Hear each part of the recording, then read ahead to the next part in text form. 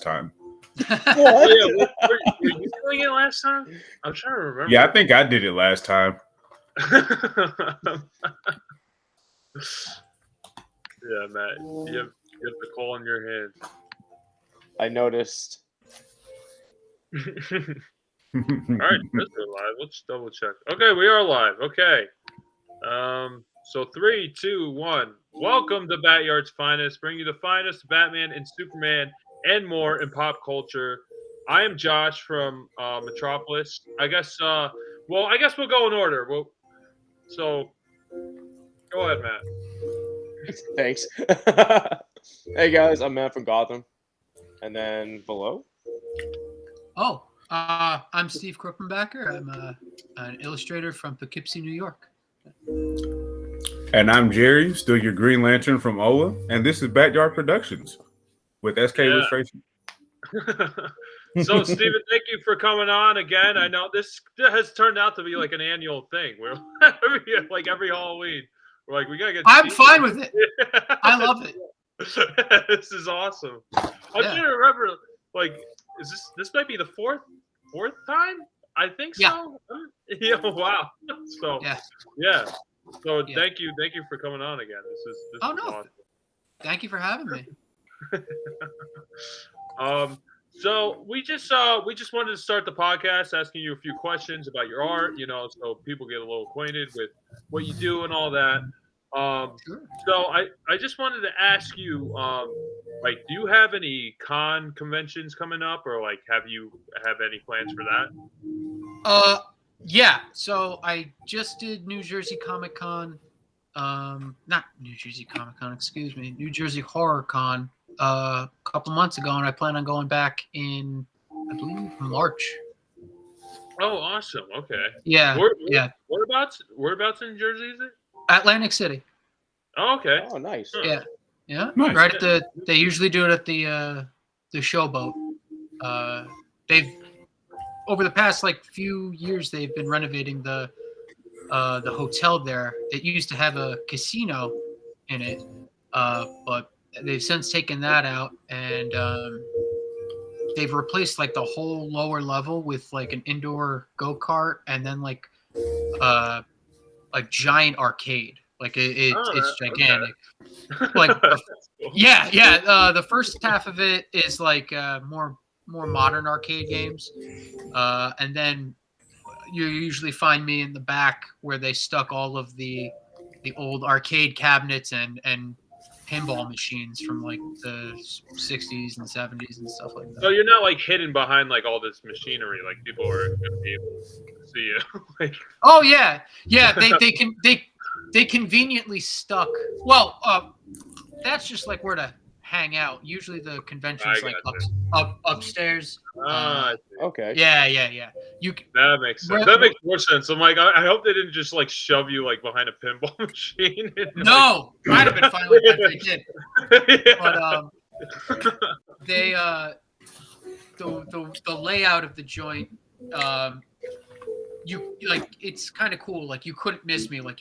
It's almost like one long corridor, and you're forced to go past everybody. So awesome. it was good. Yeah. When is that? When's the next one? I believe it's mid-March. Okay. Oh, okay. Yeah. Yeah, that's cool. Oh yeah. And then they'll probably do another one in September again. So I'll probably do that one as well. And then in between I'll have others. So they kind of just keeps overlapping each other. Yeah. So you got them all. Yeah. Are you doing any local ones? I know there's one in Fishkill next month. You're going to that. News to me. Haven't even heard of it. Okay. I'll send you the information if you're interested. We're going to that one. I mean that's a little short notice for me, but I might just go as a patron. We check it out. Yeah, no, that'd be cool. Well, if you do, definitely let us know. We'll definitely be there. So yeah, absolutely. So there's something I want to know. Do you have any big projects that you're working on or kind of planning for as one of the next few cons you go to? In terms of like stuff I want to make to sell, not really. Nothing crazy. I've got some ideas for stickers and T-shirts, but nothing crazy in terms of. But in terms of like personal work, yeah, I've got some plans laid out. I haven't even started on stuff yet. But again, like usually with things like that, sometimes I'm pleasantly surprised where like I'll finish something, I'll be like, this might make a good sticker, or this might make a good print, or etc. Like it's not necessarily just art. And then there are some things I'll set out to do, and I'll finish it, and I'll be like, I'll whether it be like an actual like watercolor painting or something digital, I'll finish it and then I'll enjoy it looking at it, but I'll be like, this is it. Like I couldn't try and sell this or really do anything with that. And I usually rarely do I usually set out to especially for my like my art prints that I sell. My goal is never with those to never actually like I'm gonna make a drawing that I plan on selling. It's usually just like I've made a bunch of stuff and I'll take a look at everything and be like, all right, I think someone would like that. I think someone would like that. Maybe, I don't know. It's usually a crapshoot sometimes. But when it comes to stickers and things like that, yeah, I'll usually like set out and be like, I'm gonna design a sticker today. Like if that was my goal, because it's usually a bit more graphical. Like it's a little bit more simpler than just like a big elaborate drawing that may or may not have like subtext and stuff like that. Like I'm okay. For example, I'm looking at a sticker I have that I made that I have on my laptop, and it's from Return of the Living Dead. I don't know if any of you guys have ever seen it, but it's from the scene where they have like the half female zombie corpse like torso tied down to a gurney, and it's a real quotable line. She says, "I can feel myself rot." So it's a picture of her with that in like an arc around it. So usually take something quotable or something familiar, and that usually works out to be a better sticker or like a T-shirt design or something. Okay. Now I know last time when we first got introduced, I asked you, what you drew your inspirations and mediums from, and I was just curious if you might have found a new inspiration for something else that you weren't expecting to. Maybe like you go to like the supermarket and you just see a magazine cover. You're like, you know what? I could use this, cover image and take it and do something different with it. Oh yeah. I used to take God, they're probably like in a bin somewhere at my parents' house, but I used to take image like high DPI images that I'd print out, and I forget what the solution was called, but there were a couple different methods. But I would do image transfers on wood, and I would do it on like skateboard decks and stuff like that. They'd have to be like sanded down and take the varnish or lacquer off of them so it could transfer to the wood a little bit better. But I would do all sorts of stuff with like Xerox copies and things like that when it came to like magazines and stuff. But like in terms of inspiration, still pretty much the same. I tend to get artist block a lot, and it's tough trying to find that inspiration. There will be days where I'll sit down to draw, and I'm just staring at a blank screen or a blank sheet of paper for just hours on end, and I try and do it digitally at first because I don't want to constantly be like wasting paper and stuff like that. But like just nothing's clicking, and a lot of times, unfortunately, for me, I tend to burn myself out a lot. So, for instance, like I'm doing Inktober this year, and this is the first year that I'm trying to do all 31 days. It's a drawing every day, and which, I mean, to some artists that's not a problem. I don't necessarily follow the rules of your typical Inktober. Like usually, like you'll find like Inktober like prompt lists and stuff like that on like Instagram or over the internet to kind of make everybody go on the same page. And I don't like being told what to do. Especially with art, yeah, like I get it. They're prompts, so it's like everybody's thing is like a little different. But I try and come up with my own themes. Like this year, I've been doing as many of the classic Universal monster movies leading up until like the 50s, where horror movies started to change quite a bit. They started to get away from your old classic gothic horror and slowly went towards sci-fi relating with like the fears and the possible threat of like nuclear annihilation and or like alien invasions, and pushing science too far and stuff like that, and specifically more towards some of the movies that started to come out in color, because Inktober, it's usually black and white, shades of gray marker and stuff like that. So I wanted to try and introduce color movies into the end and try and liven things up, That's cool. But to my point about burnout is like I'm trying to do these drawings every day with a set of my own ideas that I want to do, and like I know it's coming, like I can see it on the horizon now. Like when November 1st hits and I have nothing more to draw, I'm gonna make the tragic mistake of being like, oh, take a couple days off from drawing and let your brain reset, just because like you've been grinding yourself every day to try and like get these drawings out, and then I'm gonna get artist block. So I'm gonna try and not let that happen this year, but I don't know. Yeah, totally. But it's strange. Usually around the winter months, and I don't know why. I find myself doing more like traditional watercolor stuff.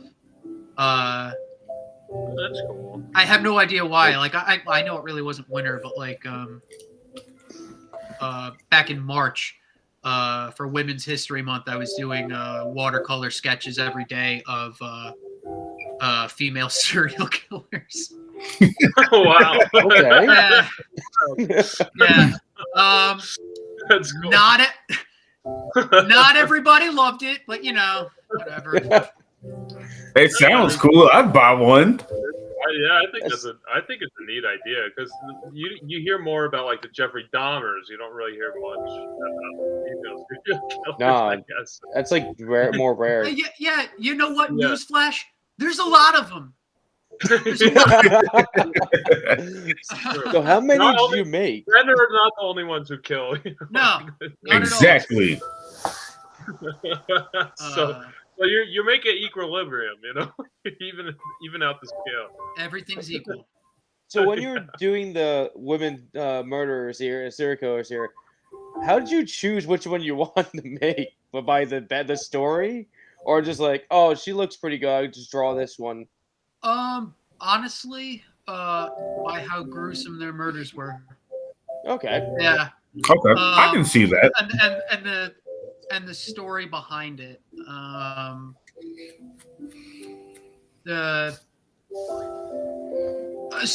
Honestly, there were quite a few where they took place in like the mid to late 1800s, early 1900s, and they didn't have very good photo references of them. So like I wasn't able to do like the whole month, but like I'm like this would be cool if I knew what this lady looked like, you know. So I didn't want to like put it up for artist interpretation for something that was kind of, well, not kind of, for something that was real, because I didn't want to give a false impression of something. I don't want, or like I didn't want to glamorize someone artistically, like accidentally make them too good looking, you know, even though they were doing heinous things, you know. You know, if anything, I tend to, and this isn't necessarily just about the female serial killers. I've done this for some serial killer drawings of male serial killers, where like I'll find like a caricature artist, I'll find a feature of them, but I'm usually looking for something that's like an ugly feature of them, and I'll try and, you know, accentuate that a little bit more. That way, you know, people don't glamorize it. Yeah, I totally agree with you about glamorizing it, especially with, you know, the newest installment of the Jeffrey Dahmer. I'm going to call them just stories, because at this point now they're just playing off the fetish that people have started to do of falling in love with serial killers and just holding them to this, I don't want to say pedestal, but definitely like a high rung on the ladder. You know what I mean? It's strange. It is a strange phenomena that's I've noticed taking place over the probably past decade, really, with the advent of like social media and stuff like that. You know, it's a tightrope, because I don't want any art to be censored. I don't want history to be censored. But at the same time, you know, it's fine to make art, you know, about this, and TV shows are art, you know, to a certain extent. But you need to remember that these were real people, both the perpetrators and the victims. These, you know, this weird phenomena of like TLC. It's not the Learning Channel. I call it the Misery Network. It's the Misery Fetish Network. I'm not ever learning anything on there. I'm just watching like people overweight people or suffer for entertainment. And someone with an ailment. It's strange. It's like socially acceptable snuff. Is the only way I could describe it. It's weird. But yeah, like the Dahmer series, I watched it. First few episodes were kind of tough to get through, but you know, everyone was like, stick with it. I'm like, oh, okay. And you know, from a cinematic standpoint, you know, I liked it. I probably wouldn't have, as much as I like Evan Peters as an actor, I probably wouldn't have cast him if this was my project, because he's so recognizable and familiar. And when you do that to an actor, it kind of pigeonholes them a little bit. I mean, like, look at Robert Downey Jr. Nobody looks at him and remembers. Well, I mean, they do, but they look at him and they're like, "That's Tony Stark." You know, he's gonna, for good or ill, whether you look at that as a positive or a negative. I'm not judging there, but it's like he's kind of pigeonholed a little bit, and it'd be a shame to see that happen to Evan Peters. I would have cast a relatively unknown. That way, the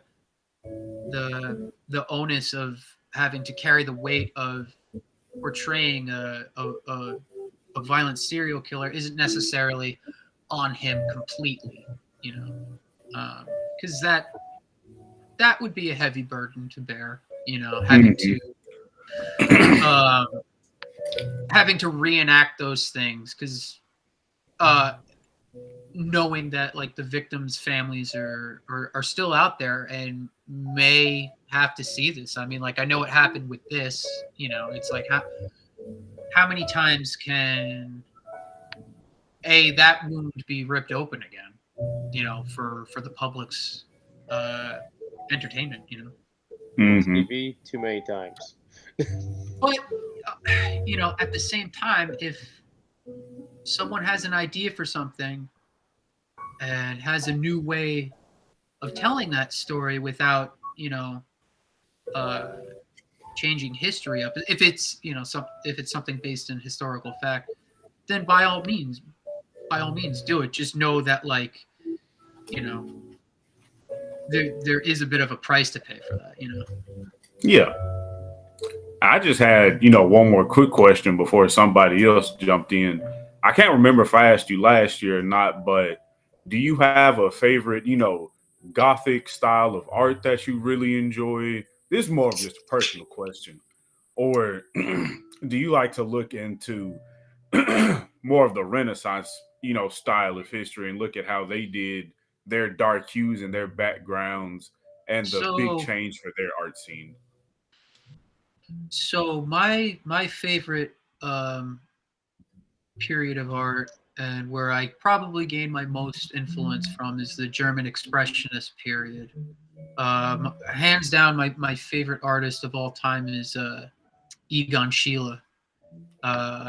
If you don't know who he was a protege of Gustav Klimt, and whether you know Klimt, whether you know it or not, everybody's seen the famous painting of I believe it's called The Kiss. It's done abstract shapes and a lot of gold and stuff like that. You've seen Klimt or influences of Klimt, whether you know it or not. But yeah, I would say Egon Schiele is a real big influence of mine. And then I really liked, I don't know, I can feel the rage of all my past art history teachers bearing down on me right now as I'm trying to remember the proper period.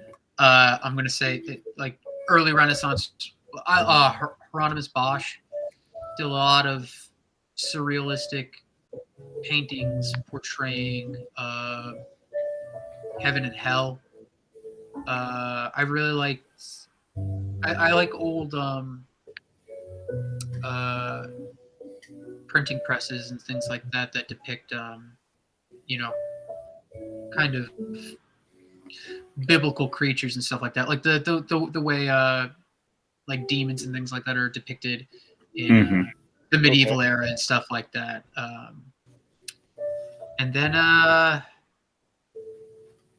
you know, I do like the wholesomeness of Norman Rockwell, James Gurney. I don't know if you guys are familiar with the old children's book, I guess, Dinotopia. You guys ever hear I'm that? not familiar with it. Sounds familiar. Wait, Wait, what? Wait, what was it again? Dinotopia. It was like a TV show. I don't know if they made a TV show about it. Okay. But it used to be a children's book. He did all the. Oh yeah, I used to have this as a kid. Yeah. This is bringing back memories. Yeah. Looking at. He's actually, I believe he's actually based out of Kingston, New York, just by me, and he's always out. Oh really? Yeah. I've learned a lot from looking at his art and watching him work, the way he uses a combination of gouache and casein paint and things like that. He's still is he still over in Kingston? I believe so. Yeah, he travels quite a bit to do oh wow, outdoor paintings and stuff like that. Yeah, for those of you who don't know, Dinotopia is like people basically taking dinosaurs and domesticating them into our, world. Yeah, basically. it's a high art form version of Dino Riders. I don't know if you've ever. Yeah. Yeah. Dino Riders. Yeah. That was my jam when I was a kid.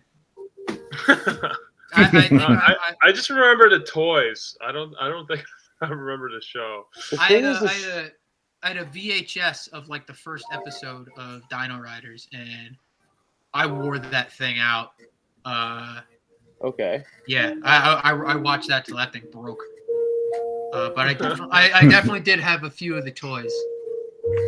That's cool. The funny thing is, I remember this TV show they did for Dinotopia. It's like the same idea and everything. It was on Hallmark.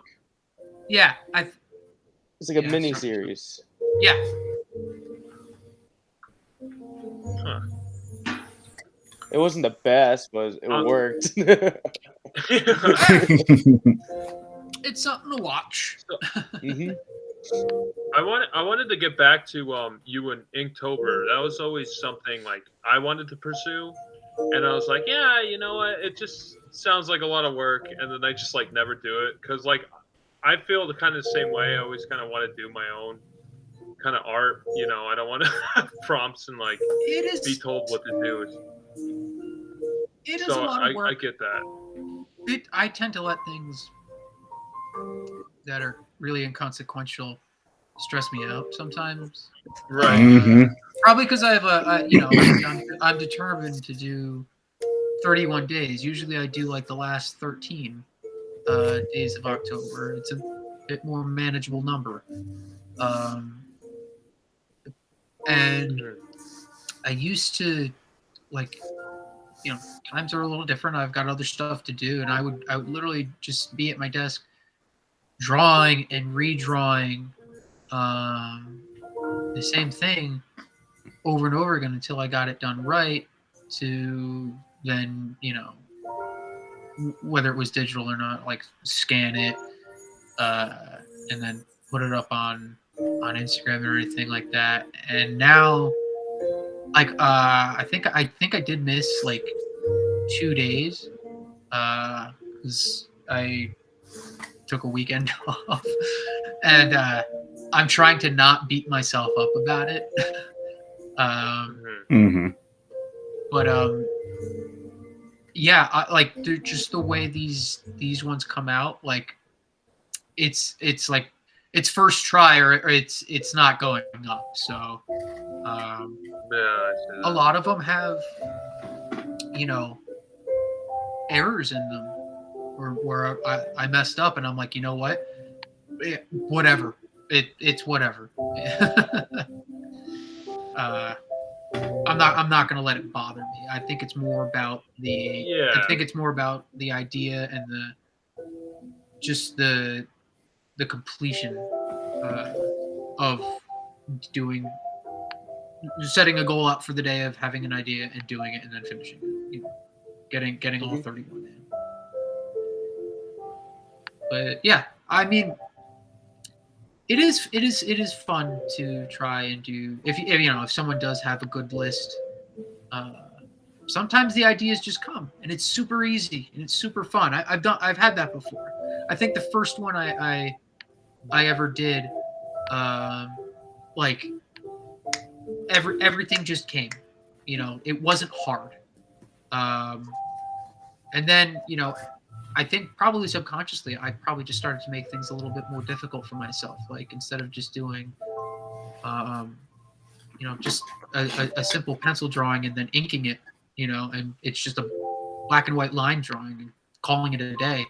I'm doing it with, layers of gouache and like ink wash and stuff like that, and hunched over my desk with a hair dryer, drying it so I could put the next layer on, as opposed to just like pacing all day waiting for it to dry enough to,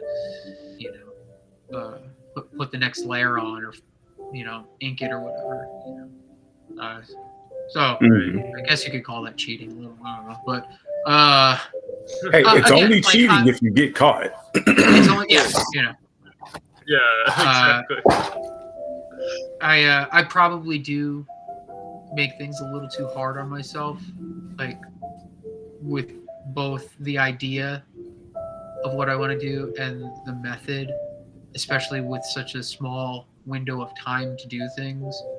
But I come up, I'll come up with an idea, and I'll just have an image in my head, and I'll rack my brain for a little bit, figuring out how I can get it done, and then I'll set forth to do it, and just try my best to capture, what I had up in here. And I'd probably say like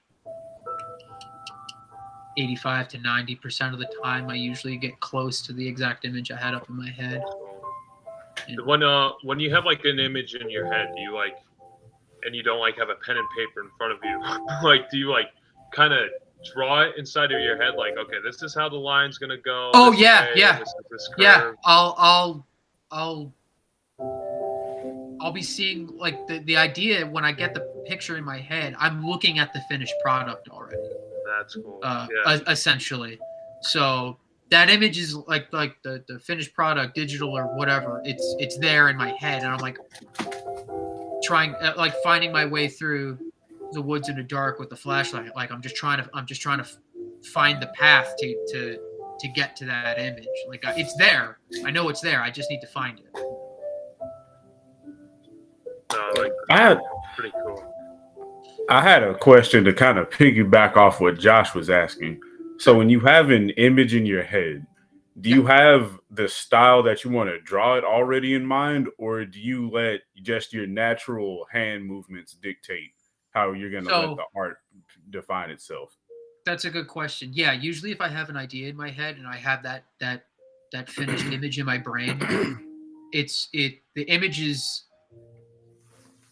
in the style I want it to be done. So that's where it becomes I have a choice. I'm all right, well, I could try and do this digitally, and maybe make it a little easier on myself, but I could also do it traditionally and really try. It'll be harder, but I'll probably capture the essence of what I want a little bit more genuinely, as opposed to doing it digitally, where there are kind of little shortcuts to make my life a little easier in terms of getting a desired effect, especially if it's a glowing effect or something like that. But then again, usually 9 times out of 10, if I have an image in my head of something I want to draw, and it's got neon colors and stuff like that, I'm usually going the digital route just to make my life a little easier. Mm-hmm. Especially if it's some type of fan art based off of something. It's not necessarily easier because I could save time and stuff like that, but I know I can achieve what I want to do a little bit better, especially when it comes to things like measuring and having perspective lines. Just Photoshop and Clip Studio have make that a little bit easier, as opposed to stressing over actually measuring stuff with an actual ruler and making sure the perspective's right. Oh no, totally. Because a couple of the artist friends I have, they say, whenever I've asked them, they're just I just go with kind of how I'm feeling. If I draw something and I'm feeling good, then everything's gonna kind of reflect that, as opposed to what you just said, with you know exactly how you want to draw it, but it just depends on what style you need to make it into. Yeah, I'll try and listen to my gut on things sometimes. I'll start a drawing, and I might get probably 3/4 of the way done with it. And this usually happens if I'm working digitally. I'll get 3/4 of the way through it, and it's something about it's not clicking with me, even though it's looking like the the thing I had in my head, it's something is off about it, and I'll start from scratch again. But I'll try and do things differently. I'll try and take a different approach to it. I'll try and be a little like if the situation's calling it, I'll try and be a little looser if what I was doing felt a little too rigid, or sometimes if something feels a little too loose, I'll try and approach it with a little bit more rigidity if it calls for it. Yes, like sometimes you just have to stop, take a breath, reset, and just kind of let whatever idea you had go, and just let everything come out on its own naturally. And sometimes it works. Sometimes you get there really quick, and sometimes you finish it, but it turns out this wasn't what I had in mind, and you can kind of put it away and just forget about it. Or there's some things that like I've opened up on my computer from probably a year and a half ago that like halfway to 3/4 of the way done with it, and I just stopped for some reason. That I'm like, well, you know what? I don't really remember how I got through steps like A, B, and C. So I might just get rid of it and keep the base sketch or drawing that I had and start over, and it might just come instantly. I could knock it out in a day, maybe, if I was really feeling it. Sometimes you're not going to finish your projects. That's a hump that I tend to have to get over and realize myself sometimes that sometimes you just don't get to finish things. Some things aren't meant to be finished. They're just meant to stop, And I kind of dig that sometimes. Not necessarily in my work, but in seeing things like that, I'm like, oh, there was a plan here, and at some point it stopped, and it's that what could have been kind of mentality. I wonder what this would have looked like had they been able to finish things. Yeah, like an unreleased movie or something like that. This could have been the best movie ever. Speaking of, be whatever your mind is. Speaking of, we're supposed to be talking about Re-Animator, and I learned that movie, it's only 80-something minutes, was originally 2.5 hours long, and there's so much footage that just didn't make it in, and I really want to know what they cut out of that. Wait, really? Yeah. What? Holy shit.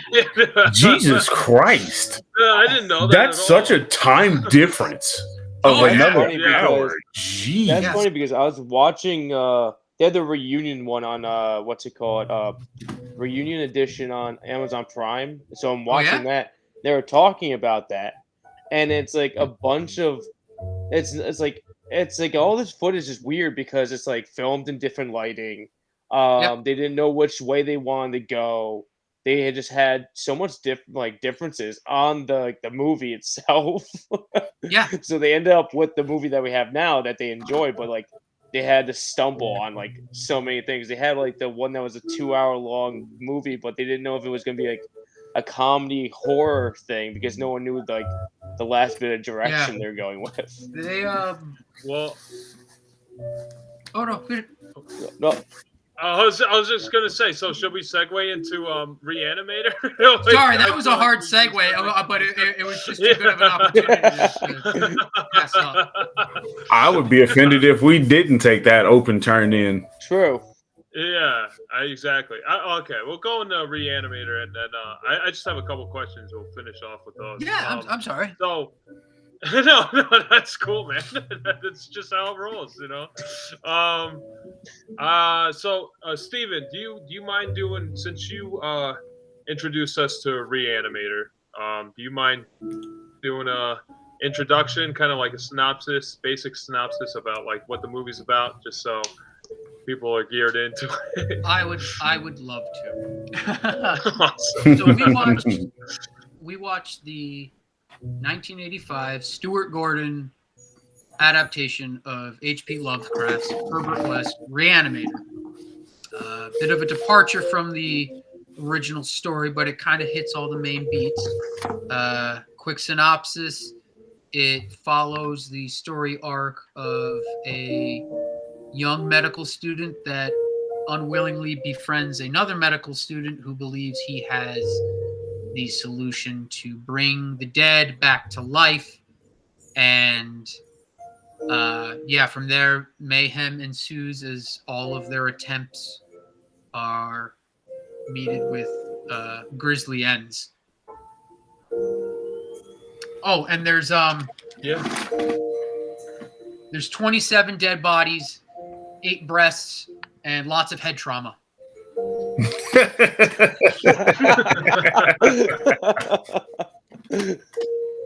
Oh, and it stars some of these people with, well, you guys know one of them, whether you know it or not. Jeffrey Combs, the actor. Yeah, I know him. The actor who plays Herbert West.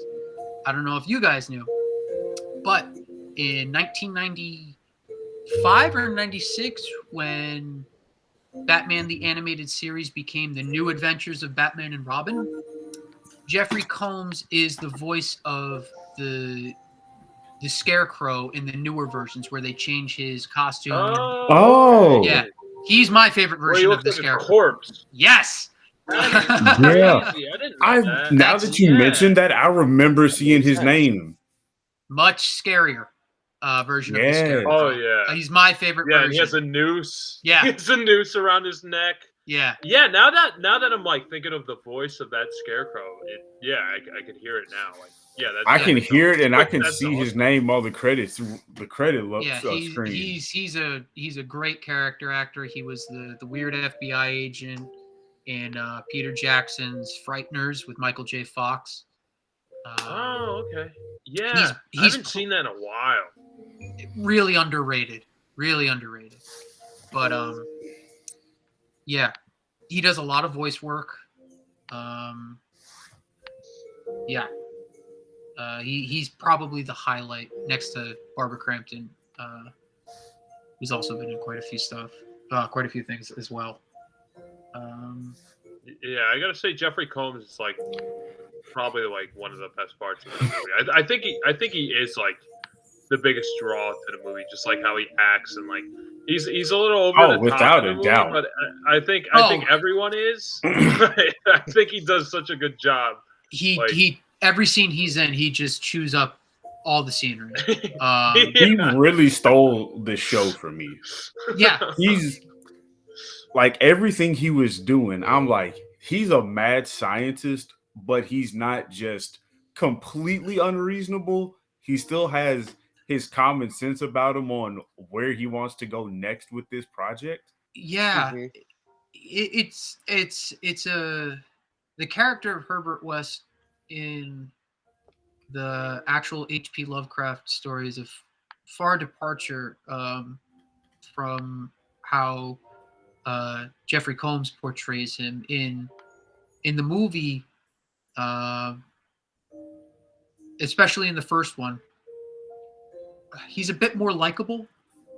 Okay. He feels like a villain at first, but there are a few moments where he actually shows he has a bit of a personality, like in the basement scene with the cat, where the character of Dan is like he's looking at the audience into the shadows that way, after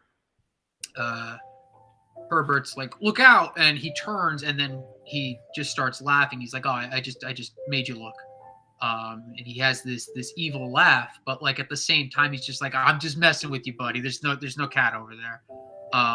And the scene after Meg Halsey's father, the dean, is killed in the morgue. Dan's kind of going into shock after everything that's going on around him, and Herbert's like, Dan, like, we can save him. Like, this is the whole point. Like, he doesn't have to die. We can save him. And in the story, which I actually just listened to an audiobook version recently, read read by Jeffrey Combs. So it Oh, Oh, that's perfect. so already having this eerie feeling, because it is Lovecraft, it's even eerier now with Jeffrey Combs reading it. And the story is also told through the perspective of Herbert West's unnamed accomplice. In the movie, they give him the name of Dan, but in the story, we never know the character's name. Okay. And Okay. in the story, again, he is a mad scientist, like right off the bat. While the intentions are I don't want to say noble, but the intentions are good. To like, what if nobody had to die? What if we could figure out a way and nobody would ever have to die anymore? Like, okay, that's a somewhat noble task to strive for. It goes down like the old adage says, the road to hell is paved in good intentions, and it quickly starts to take a turn where he's complaining that the specimens aren't fresh enough. Like he becomes like a triage doctor in World War I, and it's not to essentially like help soldiers that are wounded, it's to be around dead bodies, or it becomes ghoulish to the point where like he becomes this close to becoming a serial killer. Like his friend mentions I think he got this specimen when it was still alive. Like, I think he killed this person to see if the serum would work, because it's constantly failing. Like they just keep making these abominations, and they touch on that in the movie too. It's funny. You go back to the 1931 Frankenstein, and it's vastly different from Mary Shelley's original novel, and it hits on some main points. And then in Bride of Frankenstein, the sequel, it kind of touches on more aspects of the novel. Again, still kind of out of order because of what the first movie did, but they still try and touch on certain beats and certain aspects of the book. And oddly enough, I don't think it was planned, but Re-Animator and Bride of Re-Animator, the sequel, fall into the same thing in terms of touching on certain beats of the original H P Lovecraft story. Because it's a short story. It's not very long. If you're listening to it, it's probably about an hour and 15 minutes listen. It's like a car ride up to upstate or something like that. Okay. Yeah, Yeah. I'll definitely check that out. Yeah. So what That sounds like and the Bride with the Re-Animator, is it kind of like a continuation from it, or Yes. what we got? So again, it's strange because at the end of the first Re-Animator, we see Herbert West consumed by Dr. Hill's now overdosed with the serum, like intestines, and I think a zombie knocks over some chemicals, and it causes a fog to fill up the room, and you just see Herbert being pulled in, and he throws his notes to Dan because he knows he's a goner, and we're left to assume that West is no more. And then the second movie picks up with both Dan and Herbert in a army triage tent in, I believe, South America. So it's like, I thought he died in the first one, Yeah. Okay.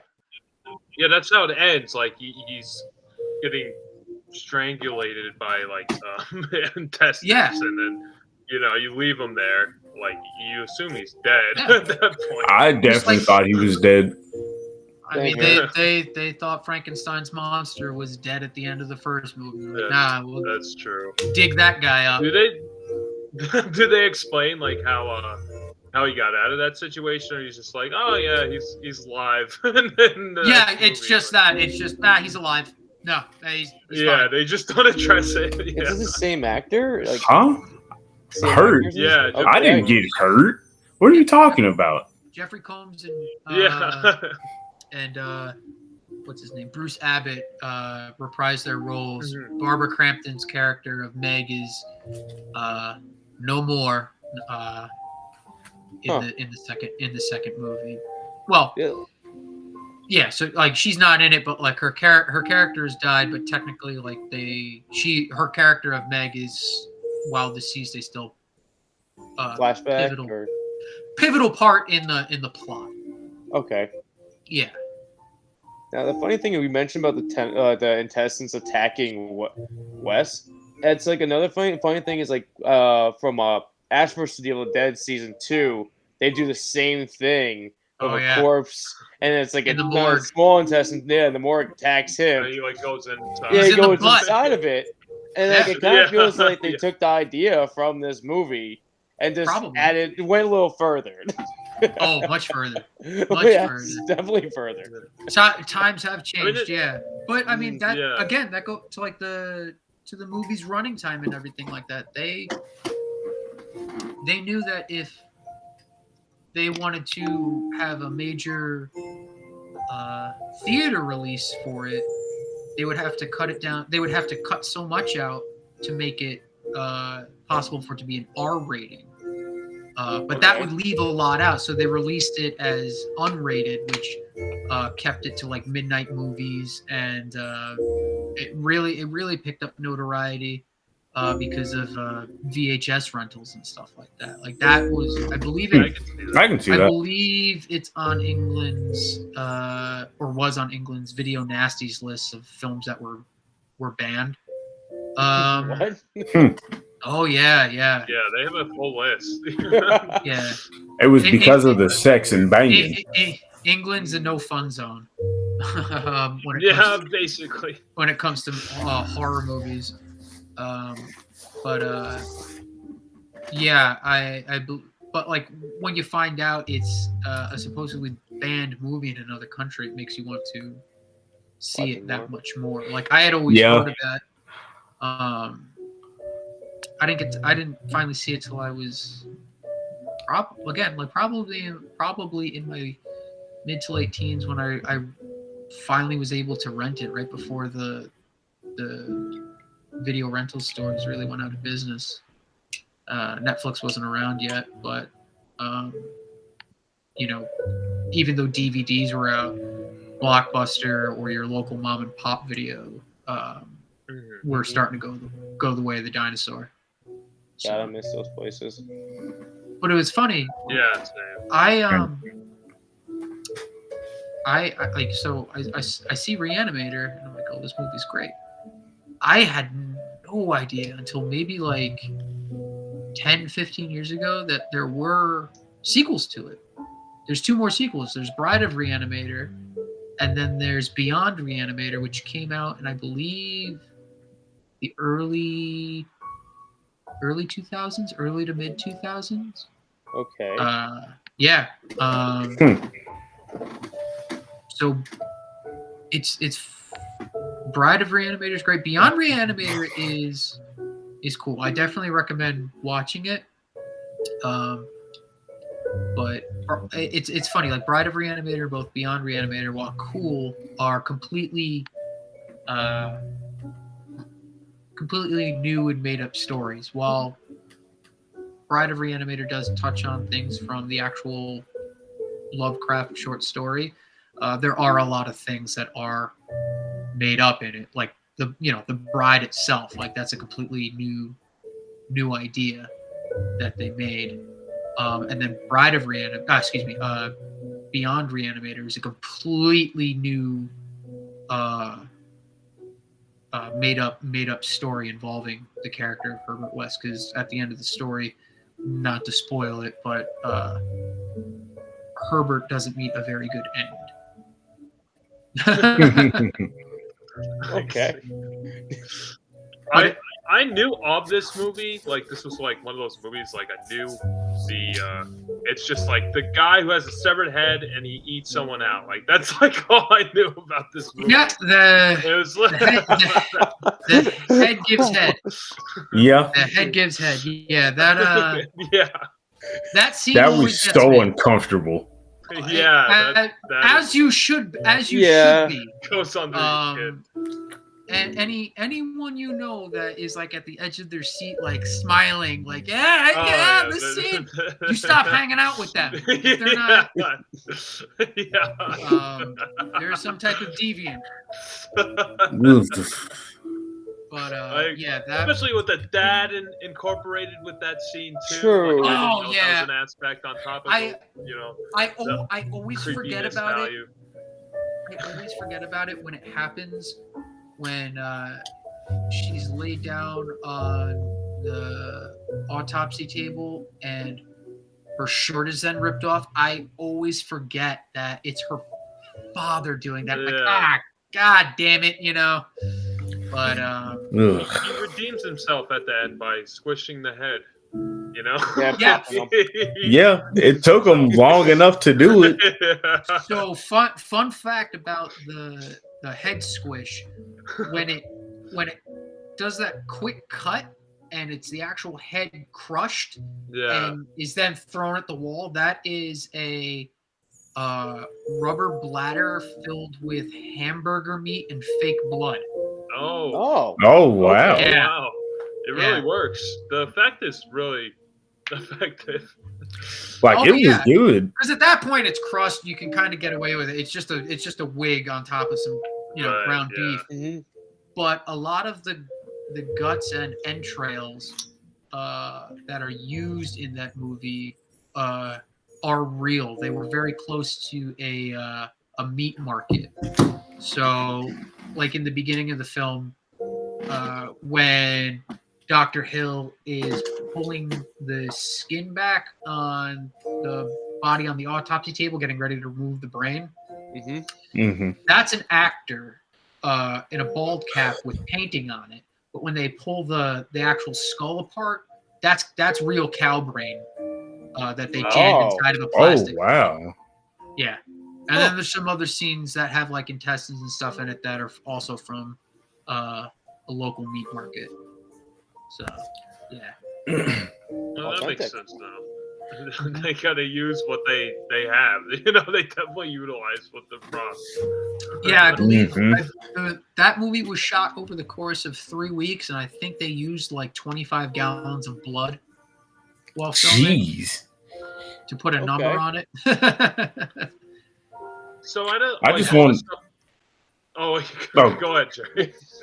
Oh no, I was just gonna say I want to circle back to what you said before about there being Re-Animator and then Bride of Re-Animator. Yeah. Would you say when H P Lovecraft was writing this that he took some notes from Mary Shelley's Frankenstein? Because definitely yeah, that's a good I was getting bits and pieces of the feel of it because the serum is essentially the same thing as what Dr. Frankenstein was trying to do when he was, collecting the body parts and trying to make a living man again from, dead material. And essentially, not to say do the same thing with why does death have to be the end, but start that immortality process. I don't doubt it. I don't doubt it at all that he probably took a little bit of inspiration from it. I mean,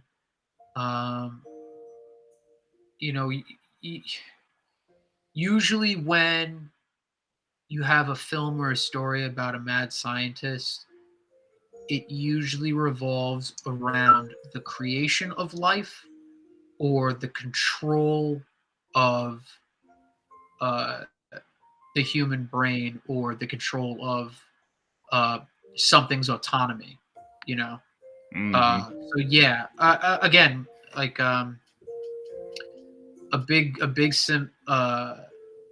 similarity between the two is the fact that they're trying to create life without the need of a woman. It's kind of masturbatory, for lack of a better word. It's very self-indulgent. And I guess that's why the character of Meg in Re-Animator in the film version hits so close, because there's a scene where it's just after she discovers Rufus the cat dead down in the basement after they brought it back to life and then killed it again. she freaks out, and Dan is like, "Don't you see what he's done?" And she grabs him and she's like, "Yeah, but think about what we can do, as in like he's making this abomination, like that's not real life. Think about the life that like we can make as man and woman, you know." Same thing with Dr. Frankenstein, just the idea of just making life without the beauty of, you know, creation through that of a woman, you know. That's a yeah, good point. I didn't even think of that, like, until you said Yeah, that. because that was going to be the next thing I brought up as like a point to go into more, but you covered like everything. 'Cause I was going to say the same thing. Like the main thing that you said it obviously, that they were trying to make life without a woman, and I was like, this was what really makes me think. He read Frankenstein and was like, this is such a unique idea that was being used. I'm gonna see what I can do with my own take on this same concept. Yeah, the difference between the two is definitely Victor Frankenstein is just straight up trying to play God. He's just, I can't get a dead body that's fresh enough, so I'm going to build a body and then I'm going to give it life. I don't know what I'm going to do with it, but I'm just going to piss in God's face and I'm just going to try and bring this thing to life. Whereas again, while ultimately ending up horrible and at times ghoulish, Herbert West's intentions are somewhat noble in that, like, I'm trying to make something that can stop death.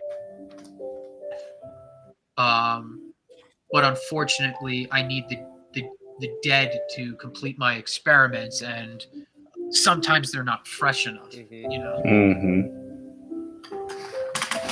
Yeah, because it seems like the further they are from, you know, the recent passing, the more animalistic the bodies become. Yeah, and then, like, the fresher they are, the more they are close to what they were.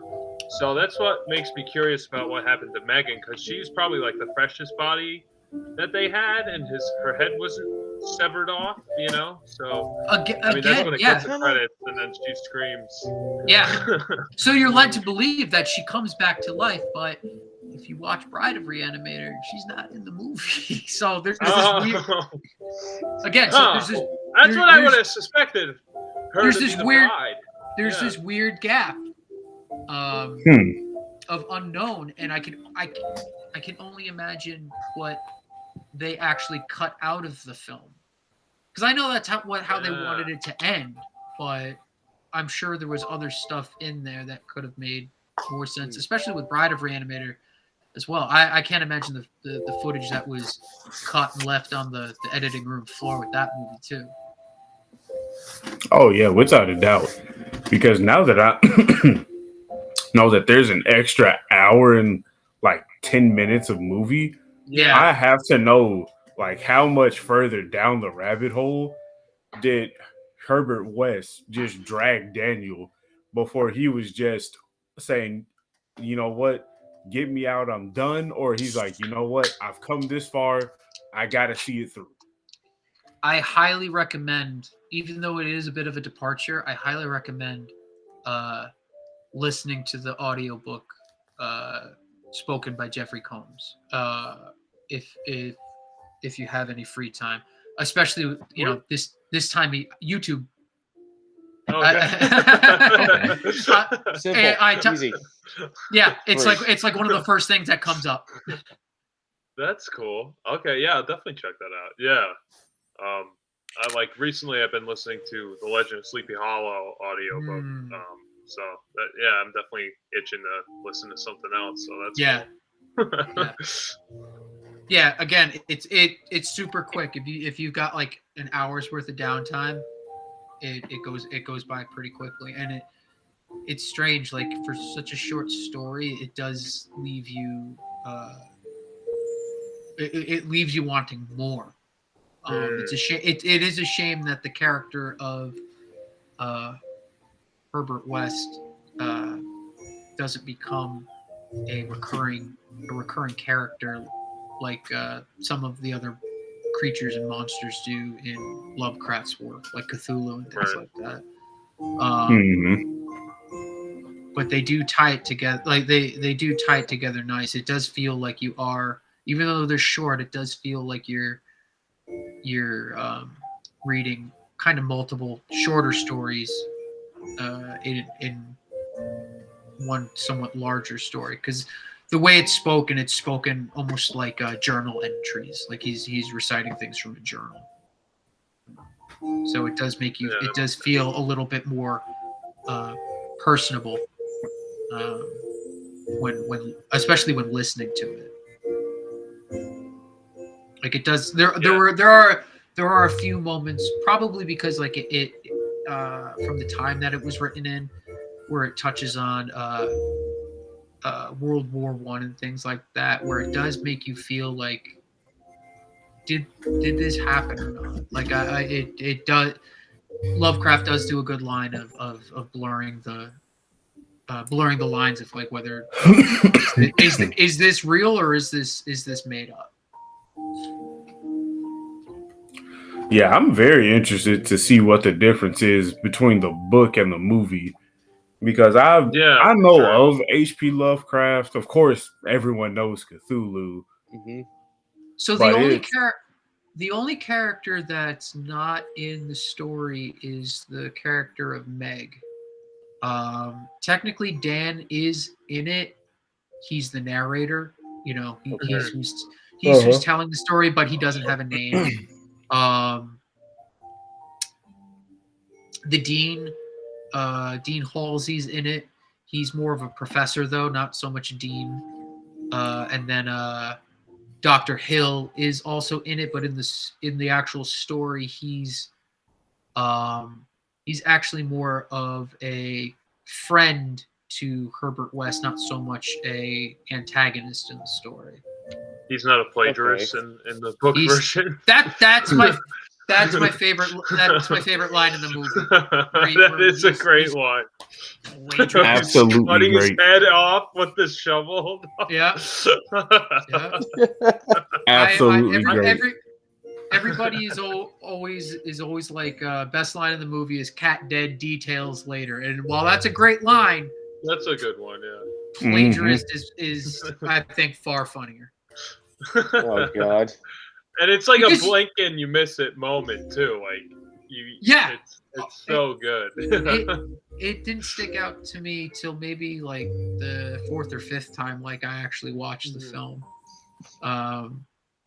It's just so subtle, and I think that's something people can relate to a little bit more. That not necessarily so much out and out plagiarism or being plagiarized or anything like that, but the feeling of being kind of cheated or robbed of your hard work, like. Yeah, someone's trying to take credit of your idea or something. Somebody's trying to rip you off. Exactly. Just and taking the credit for your hard work. But yeah, I think we can, I think we can identify a lot with a lot of the characters in that movie.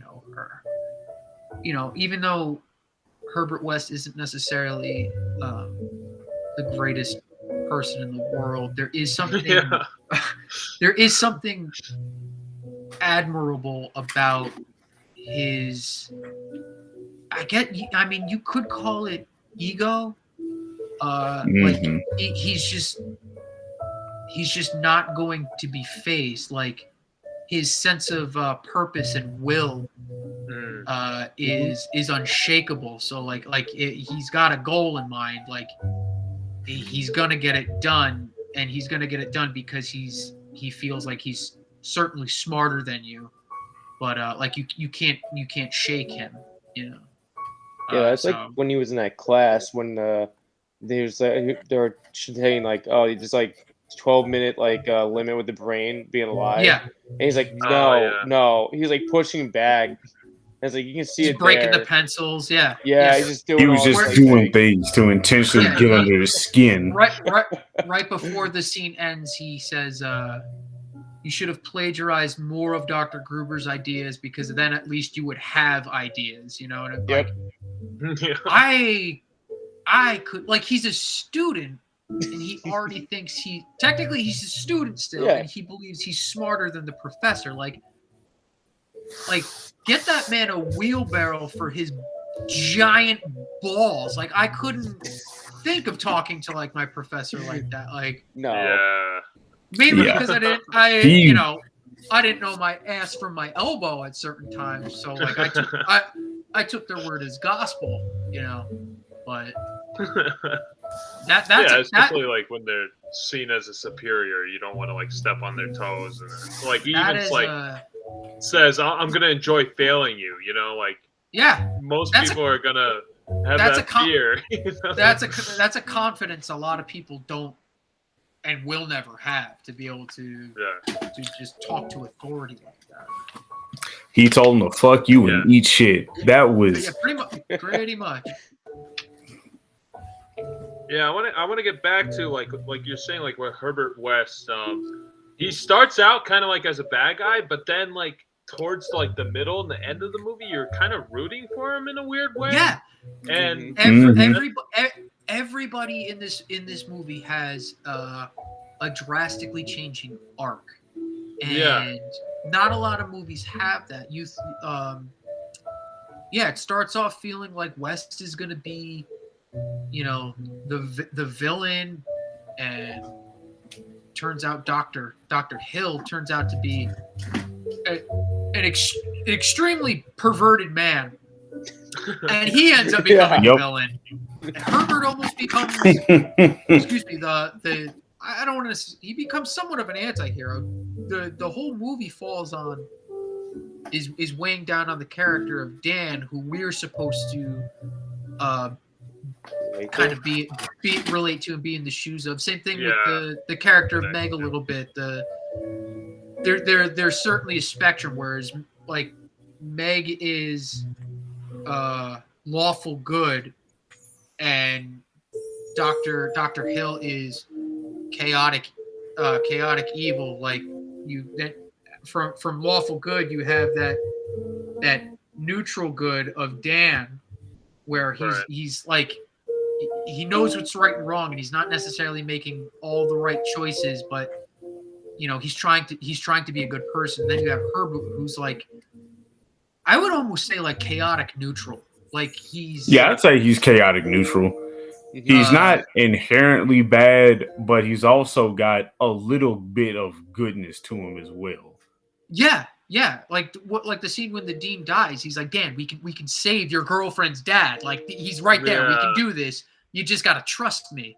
And then when like the security guard shows up, he Dan's in shock. He throws the blanket over him, and he like lets him know like he's got the tape recorder. Don't worry, I've got everything. I'm not gonna let this fall on you. And then especially during the end,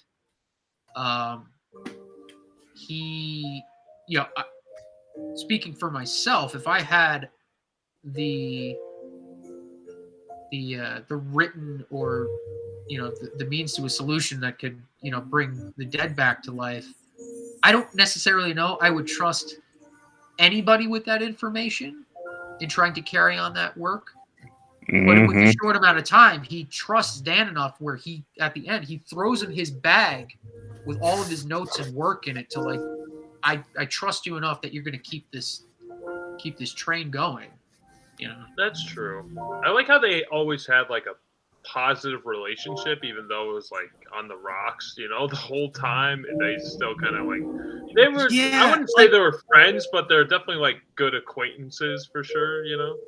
Yeah, like I think that everybody has had. Oh, go ahead. Oh no, you finish. Oh no, I was just gonna say I think Herbert felt a sense of kinship with Dan because he could tell, like he's some like he had an intuition. Like I know he's curious about what more we can do after death, you know, Yeah. like we saw him do with the lady who had a heart attack. Yeah, He he kept didn't going. want He to wanted quit. to keep resuscitating her. He didn't want to give up. And now that he's finally got the anti-life serum, he's like, with this, I can finally do what I set out to do unintentionally now. It's a big moral and ethical conundrum of like, you know, this could be literally life-saving and you know, history changing, but the means to the end is tampering with the dead, and that's something that most people hold very sacred to them. The desecration of the dead is very taboo, at least in the way that it's portrayed in this movie. I had something and then I lost it. It was there and then it just left. But it usually comes back. That happens. Yeah, it might come back. I mean, that's kind of like true with all cultures, that like bringing back the dead is fairly taboo, you know. I forget. Yeah, it's a sense of spiritualism about the whole thing. Like, you know, this person's no longer in the same place as us. You know, they've moved on to a better sense. I forget the culture. It's shoot. I believe it's somewhere in South America. I know it's south of where I am for sure. But every so often, I don't know if they do it every year or if it's every couple of years. It's escaping me, but they will remove their dead relatives' bodies from their graves and mausoleums, and almost parade their like mummified corpses around in celebration. I've never heard of that. You never seen the photos of this? I know you're talking about. Oh god, it's so weird to just seeing it. Just like people they prop them in like spots that they would sit down. You see them bathe them. You they dress them up. They hang out with like a whole day with them, and put them back to rest after the day is done. Yeah, I'm so mad at myself that it's escaping me. But there's that. I mean, we've sort of done things like that here. I mean, with the advent of the camera, a lot of post-mortem photography was done when someone had passed away. So a lot of times when you see like really old photographs of people like kind of awkwardly looking at the camera propped up in a chair from like the 1800s and stuff like that, they're probably dead. Yeah. Because it was just like, they got this is the last time we're ever going to see them. Let's prop them up and take a photograph of them. Yeah, that was at a time too where you had to stay so still to even like have yourself. Exactly. So that was probably that's the best time. Yeah. Yep. Which is very morbid to think of. Yeah. Yeah. Very, very morbid. Just like practically, if you're thinking of it that way, you know. Yeah. But one of the things in the movie was reading up on it was before shooting, they would work.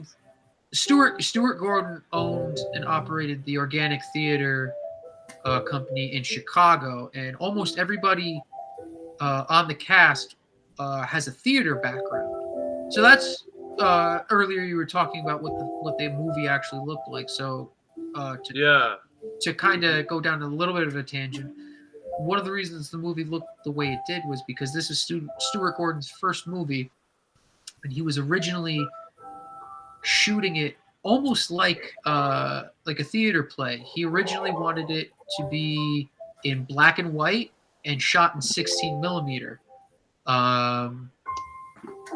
He then hired I forget the cinematographer's name, but he was from a film background, so he would constantly go to Stuart and be like, "Hey, Stuart, like I'm sure this looks wonderful from where you're sitting, where the scene looks like a play, but you might want to look through the camera over here because it kind of looks like shit." So they would have to reorientate the scene and stuff like that to get it right.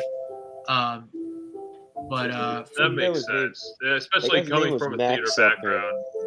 But they, yeah. So everything about that movie was shot like they rehearsed that movie, and I believe Barbara Crampton's apartment a week or two prior to shooting. That's why a lot of the scenes have like a real organic feel to it because they've gone through it. They know how to react to each other. Return of the Living Dead did the same thing. They were all theater actors and they rehearsed the actual movie, which is rare for films because they're usually shot out of order. But to get acquainted with the plot and ideas of what's being shot, Stuart brought them to the county morgue and had them work around dead bodies for a little bit to really subplant it into their heads, like you're around dead people. This is what it's like to be around dead people, and especially for two people that are supposed to be portraying medical students. You know, there is a coldness to having to deal with the dead, dying, or just recently deceased. And there are so many a lot of the zombie extras in that film are the special effects supervisors, unpaid class, like they were his students. So they're yeah. So they got unpaid. They were able to get free labor because they were running on was it over budget and under time or whatever. They were over schedule and they needed all hands on deck. So that was like money that they didn't have to spend, and it was experience for his students to be able to work on an actual project. But Jeffrey Combs has talked about how like having to go to the morgue was weird, but ultimately it allowed them to like really put himself in the shoes of someone that's constantly kind of butchering the dead. Like they're no longer people; they're just objects. Yeah. That's because I was going to ask about that because they seemed very. I'm not going to say comfortable, but they seemed the actors. They seemed so at ease. Like, okay, this is like I didn't like how you told us they actually got trained at the morgue. I was like, they seemed very natural with people playing dead. Yeah, like that's a very interesting thing. I never would have thought someone had. Yeah, like the part when they like the Daniel and the first time he goes into like the freezer and like there's the burn victim's arm and he like picks it up just naturally, puts it on and just falls. He's like, all right, I'm just gonna leave it alone. And then they come back for the second time with West when he wasn't allowed to be like there, and West does the same thing. He just flings it around like doesn't matter. It's like it feels like there's used to just being with these bodies and like West opening the like flicking over the blanket, like saying, "This doesn't look right. This one doesn't look. That one has moldu. This one is." This one was shot in the face. He doesn't have a brain anymore, so he's kind of useless. That's another interesting departure from the story in the movie. All of the injections in all three of the movies, they have to go into essentially like the stem of the brain in the back of the head.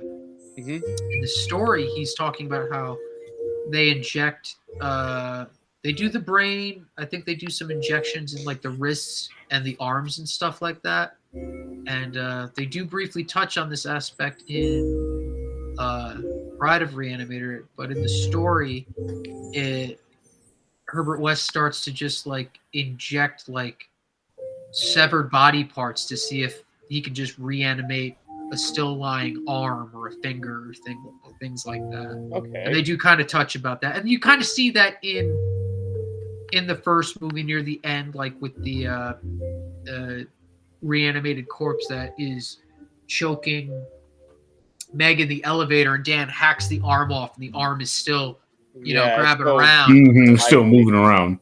Yeah, they actually hired a real amputee for that. Okay. That was going to be my Arm hack. next question. Yeah. So it's like Predator. My Yeah. only question though is, that being said, I understand Dr. Hill's head being reanimated because he stuck him in the the brainstem with the reanimation formula, and the head comes back to life. How did the body come back to life? I would say there was enough of the brainstem split between the two. But the head's not connected. But the head's not connected at that point anymore. Well, I thought Wes injected it in his chest and like pumped another like couple of cc's into his chest and bring him back that way. Again, I wish I could have seen all the footage that was cut. Okay. Because that's like maybe he stuck him in the spine where he got severed. I just want to know how that body got up and how he could control it like that. Hey, movie how like they're connected. That's kind of I kind of accepted at that fact. Seemed like the syringes, there was less of the serum that was injected into the body than the brain. It just seemed like the brain needed like that much more power.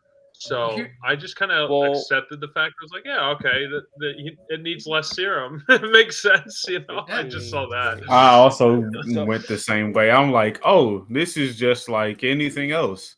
You can't have a head without a body, Yeah. Right. Well, that's like one of the reasons why we buy into the idea of Herbert West being able to reanimate these bodies is because they added I forget what famous writer had the idea of this, but to make one astonishingly unbelievable thing a little bit more believable, introduce another kind of like astonishing unbelievable thing to the story, because it kind of boosts it. So what they did was, I don't know if you guys notice how Dr. Hill is kind of a hypnotist.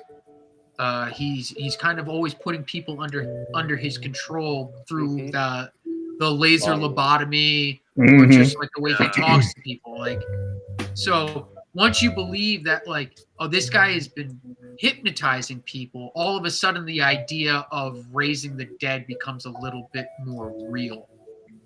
I forget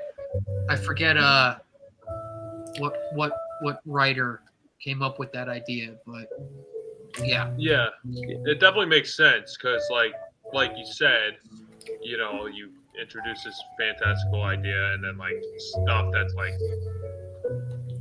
under the spectrum of that is just like okay, you accept it at that point. Like we see living dead bodies coming back from the life, and just to see a body come up, you're like, okay, it's part of it. Totally plausible. That totally happens. Anything can happen. Yeah, anything can happen. Yeah. I just wanted to state like some of the effects in the movie, like although they're like kind of cheesy, they definitely work for the film. Like the severed head, like obviously the doctor's like through a table or something, but the keep it simple. And the blood, it really covers it. It's fine. From what I've seen and realized with low budget filmmaking is you kind of have to own it a little bit and buy into it. So like, you have a severed head that you want to talk. Well, how do I make that happen? I have $50 to make for that effect. We cut a hole in the table, you know what I mean? And you fill the bucket up with blood and it covers up the seams and stuff like that. But it's also the way you light the scene and you shoot it. Definitely. It's the sum of the parts making a whole kind of thing. And as long as you acknowledge the humor in the fact that it is low budget, and you don't take yourself too seriously, it works out. When you read or listen to the story, it's told in a very serious manner. There's no humor in it at all. It's devoid of any jokes. It's very cold, clinical, and gruesome. But when you're making a story, when you're trying to adapt this to film or TV or something like this, and it's a very serious story, and if you don't have a big budget, things are going to come across as kind of funny for one reason or another. And once you kind of accept that, and again, don't take yourself too seriously, even though it is a serious subject or something you're trying to portray as serious, people tend to accept it a little bit more. A perfect example is, have you guys seen Veronica by Glenn Danzig? Veronica. No. Is that the one with the car? Or is that Don't. Is that a film on Netflix? That's I think it's on Amazon. I don't know if it's on Netflix. It's an anthology. Is it in a different language? No. Okay. Now I'm thinking of a different Veronica. Veronica. Veronica. Like erotica, but with a V. Oh no. Okay, Yeah. okay. I thought you said Okay. Veronica. No, Okay. Veronica. I misheard you. I'm sorry. No. It's fine. You're not missing out. It's extremely low budget, but it takes itself way too seriously, and it is one of how The Room is so bad it's funny. Yeah. This is just so bad it's physically painful to sit through. There's I hate those movies. it's so bad. A perfect example. There's a scene where this woman goes into what's supposed to be a movie theater, and you see the rows of chairs, and you see the flickering of the projector light coming towards the camera. That would have been fine, but they show the hole where the projector's supposed to be. Now, if they just had a regular old projector casting light, that'd have been fine. But they couldn't achieve that effect. So what they did was they just had a really bright light with a fan in front of it to give it that. Oh no. Oh no. Which by all means, you get the effect. Don't show it. Had they just cropped it down a bit and just showed the light without showing the projector hole, I'd have been fine. But the fact that you just see a plug-in stationary fan that you keep on your bedside in front of a floodlight, it's God damn it. Yeah.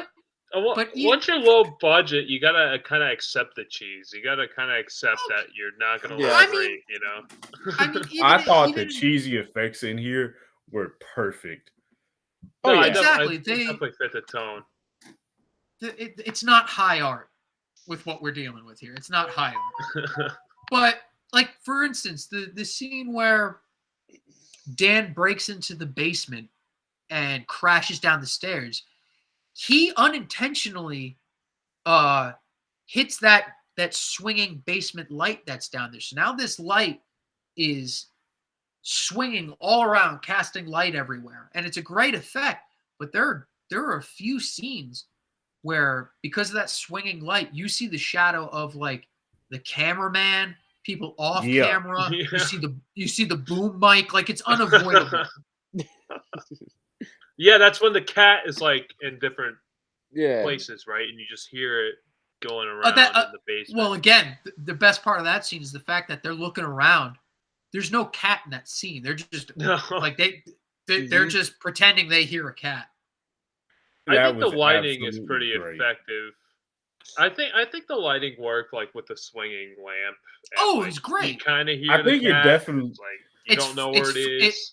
It's frantic. It adds to the high intensity of the scene, but it definitely sets the tone. It's a happy accident as Bob Ross would put it. Like he definitely didn't mean to hit the lamp, but it worked out for the best, regardless of like the shadows that we cast. I didn't know that. I thought that was intentional. That's okay. That's wild. He literally straight up fell down the stairs and accidentally hit the light. Oh gosh. They just kept filming. Oh wow. Because I thought that was like so intentional because the light's like swinging back and forth and they're trying to find this creature and it's supposed to be kind of like dark and ambient. That's wild. Yeah, that is a happy accident for sure. Yeah. Really happy accident. Yeah. They don't pull the punches with the gore in this movie too. Like you kind of think that you're not going to see too much, especially with the severed head with the shovel. There's one shot where you just see Jeffrey Combs like stabbing at him, like, oh, you're just going to see the blood splatter on the wall, but you actually see the shovel through the neck, and I was like, oh, shit, okay, great effect. The scene he clocks him with a foam rubber shovel. And then they use a real shovel with a half moon cut out in it and just cover it with blood. So when that severed head rolls out, his head is still there, but they just push a fake head into scene, and it works. It's totally believable that it looks like he cut his head off. It's simple stuff like that. Yeah, definitely some of the simpler effects is what won me over. 100%. But again, this is also a story that you, unfortunately, if you're going to make some type of adaptation of this story, it has to be gory. The story itself is gory, but it's funny the way H P Lovecraft writes is he writes in a way where, again, with a lot of his stuff, he leaves things up to the imagination, and whatever you can come up in your brain is always 100% more horrific than what you're actually reading.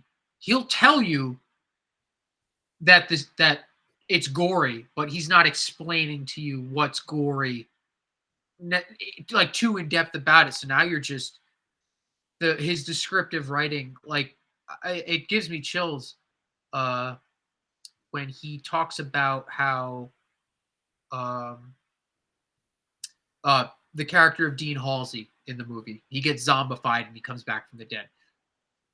Something similar happens to him like that in the actual short story, but the way he describes it gives me chills because he describes it. First, you don't know that it's the Dean. They just describe it as this pale white,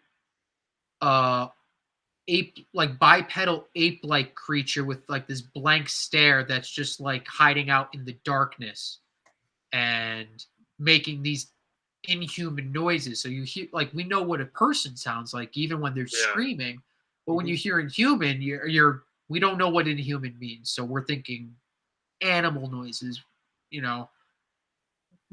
he's forcing us to make the horror in our head, which is I don't know about you guys. Like, I can think of some grisly stuff in my brain that makes me want to never leave my house at night. Yeah, 100%. It's like what your mind's eye sees is going to be worse. It's the worst. And then the film is enjoyable because it's gory, but they set you up for it. That first beginning scene that takes place in Zurich, which was a reshoot. The film had already been done, and they're like, Brian Usna, the producer, saw a cut of the movie that didn't have that beginning intro, that pre-credit scene, and he's like, this movie's really intense, and people aren't going to be ready for it. So we kind of need to bang them over the head with it before the credits even roll to really let them know, like strap in, guys. It's going to get wild, like right out of the gate. So that's like when you have Dr. Gruber with his eyes exploding and stuff like that. Like, even though that was a reshoot, like it was a good reshoot. Like, we need to set people up and let them know, like, it's going to get really intense really quickly. And I think ultimately that worked for the film's. Oh yeah, without a doubt. I definitely enjoyed how it was gory, but it wasn't overtly gory. Like everything that happened with gore was there to add another detail to the process of the reanimation, or how grisly the reanimated people were as far as their lesser instincts. Like Yeah, everything fit together in a cohesive piece without I overstepping and shadowing others. well, I think, and this is to the film's credit for the way it was edited. Again, there's footage What's up, bro? that we'll never see, so I don't know.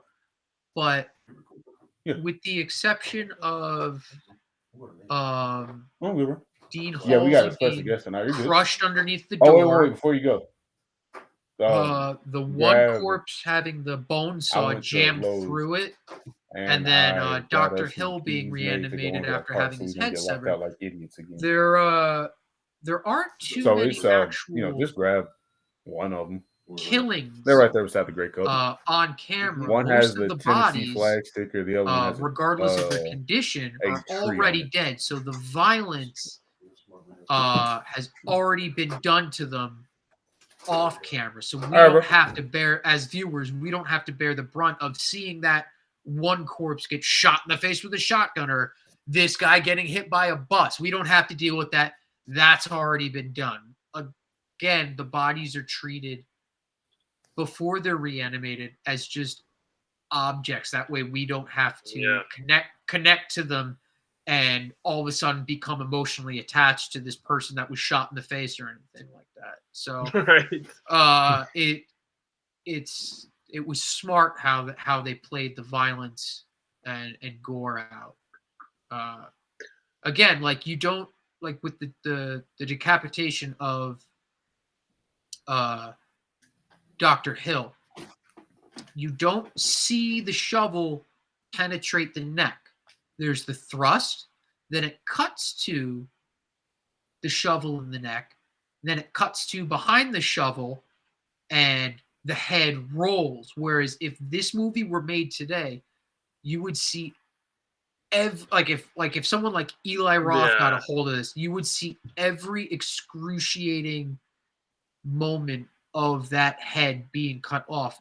I mean, by today's standards, it would all be done with green screen over the throat and CGI, which there would be probably this uncanny valley effect where it would be like, ooh, that's crazy, but at the same time, you know it's fake. Whereas if it were done with more of a practical approach and the right filming, like it could be the longest the scene could be 10 seconds, but it could be the longest 10-second scene of your life. Like there's a shot in the it's not Dario Argento, it's Mario Bava, I think it's Zombie 2 or Zombie 3, Italian zombie movie, either way, where a zombie is pushing this woman's head up to a giant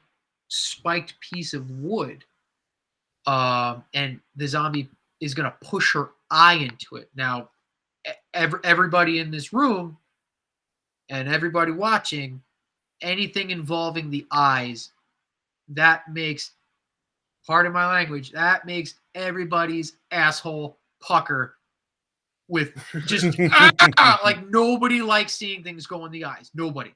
No. So this eye is getting slowly pushed onto this spike, and as it gets closer, it cuts to a close-up of a dummy's head with a fake, like I actually believe they used a cow's eye, so it's a real eye inside of a dummy's head. Okay. But essentially it's fake. We're looking at it, we see it. Right. It's low budget, it's fake, but just the fact that we see every inch of that wooden spike go into an eye, we're just sit there and forced to just like, God damn it, like, whoa. You know, well, especially using a real eye, you get to see like the juices that would actually come out. Yeah. You know? Yeah. There's a I believe it's Salvador Dali. It's a silent. I think it's silent. I forget the name of it, but it shows a hand coming over a woman's face and pulling her eyelid up, and another hand comes out with a straight razor and goes to pull it across the eye. And again, it starts off with like just like this. You see the straight razor start to come across the eye, and just as it's about to cross, it gets in close like this, and I just pictured drags across a cow's eye, and then immediately cuts to a cloud slicing the moon. So just as the violence is about to start, it cuts. But we know that there was an actual eye being cut, and we don't see the finished product, but it's like, God, it's in your head anyway. It's there. It's already there. Yeah. It goes back to us finishing the violence in our heads, and that's ultimately worse than anything. Yeah, as you're describing that, I already pictured it all happening, and me too. I didn't like it at all. You could probably watch. I mean, you probably won't, but yeah, I don't need to watch it. I already saw it. Just I'm good. Brain. I don't need that in my life. I got it up here. Yeah, just I'm all right now. It's just clear 4K. We're all right. I wanted to get to the intro of the movie with the opening credits. The music sounds very familiar. Yeah, it sounds a lot like that movie. It was supposed to be an homage to what was it? Bernard Herrmann? Bernard Herrmann. Yeah, it was supposed to be an homage to him, which is strange because Psycho's intro is already great. Yeah, it is a really good intro. I would understand making an homage to that score if the movie was also based around like a serial killer, if it was more of a movie in the same vein as Psycho. Re-Animator is not anywhere remotely similar to Psycho. No. Other than the fact that, like, because of the experiments and the will, or there's psychosis involved. That's me playing mental gymnastics to try and connect those dots. But, I could see them more taking the score of like Frankenstein and then like incorporating it. Like Jerry was saying, there's like similarities. But you know what? I wouldn't change it. I wouldn't change it for anything. Even though it's great. It's a great score. Even though it's a blatant, I love the score. Yeah, even though it's a blatant ripoff, the intros. it's one of my favorite intros to a movie with the colors and all the anatomical drawings. Really pop. Yeah, it's great. It's great, and that's something that Stuart Gordon carried on into a lot of his other films with, like if you watch Re-Animator is very. When you think of Re-Animator, you think of neon green. You think of the green of that elixir. Yeah. You think of the colors in the intro. His next movie, From Beyond, that's his bright pink movie. There are like the colors. I don't know if you can tell with the colors around me now. There's like bright pinks, bright purples and blues and stuff like that. Like that's that. Yeah, movie. No, I saw that. Okay. Yeah, I was I'm very impressed with your lighting, by the way. So. Oh, thank you. And I can never get this room dark enough. I think it's just the white walls, but yeah. I got my Home Depot fire and ice light bulb, and then this one is actually cool. It actually you can't see it, but it's an actual like flame light bulb. I just made it like way too bright on there. But I was actually almost toying with the idea of bringing my laptop and camera outside by the and putting it by the fire pit. But I'm that like, would be cool. That'd be Matt nice. and I attempted that one time. on paper, it sounds great. Yeah, until you but take it'd be in. freezing right now. I'd be freezing Yeah. if I didn't have the fire. I'd have to be tending a fire, and if I imbibed in alcohol like I normally do, I probably would drop something into the fire, and I'm not doing that with a laptop. Like I would trip. Something's going in, be it the computer or me. I'm not a very coordinated person, so I was like, Definitely you know what? gotta be safe around fire. Yeah. So I figured I'd just stay inside. So with the cut stuff from the movie, do you know like was it like more gore effects or like do you know what exactly it was that was cut? It had to have been.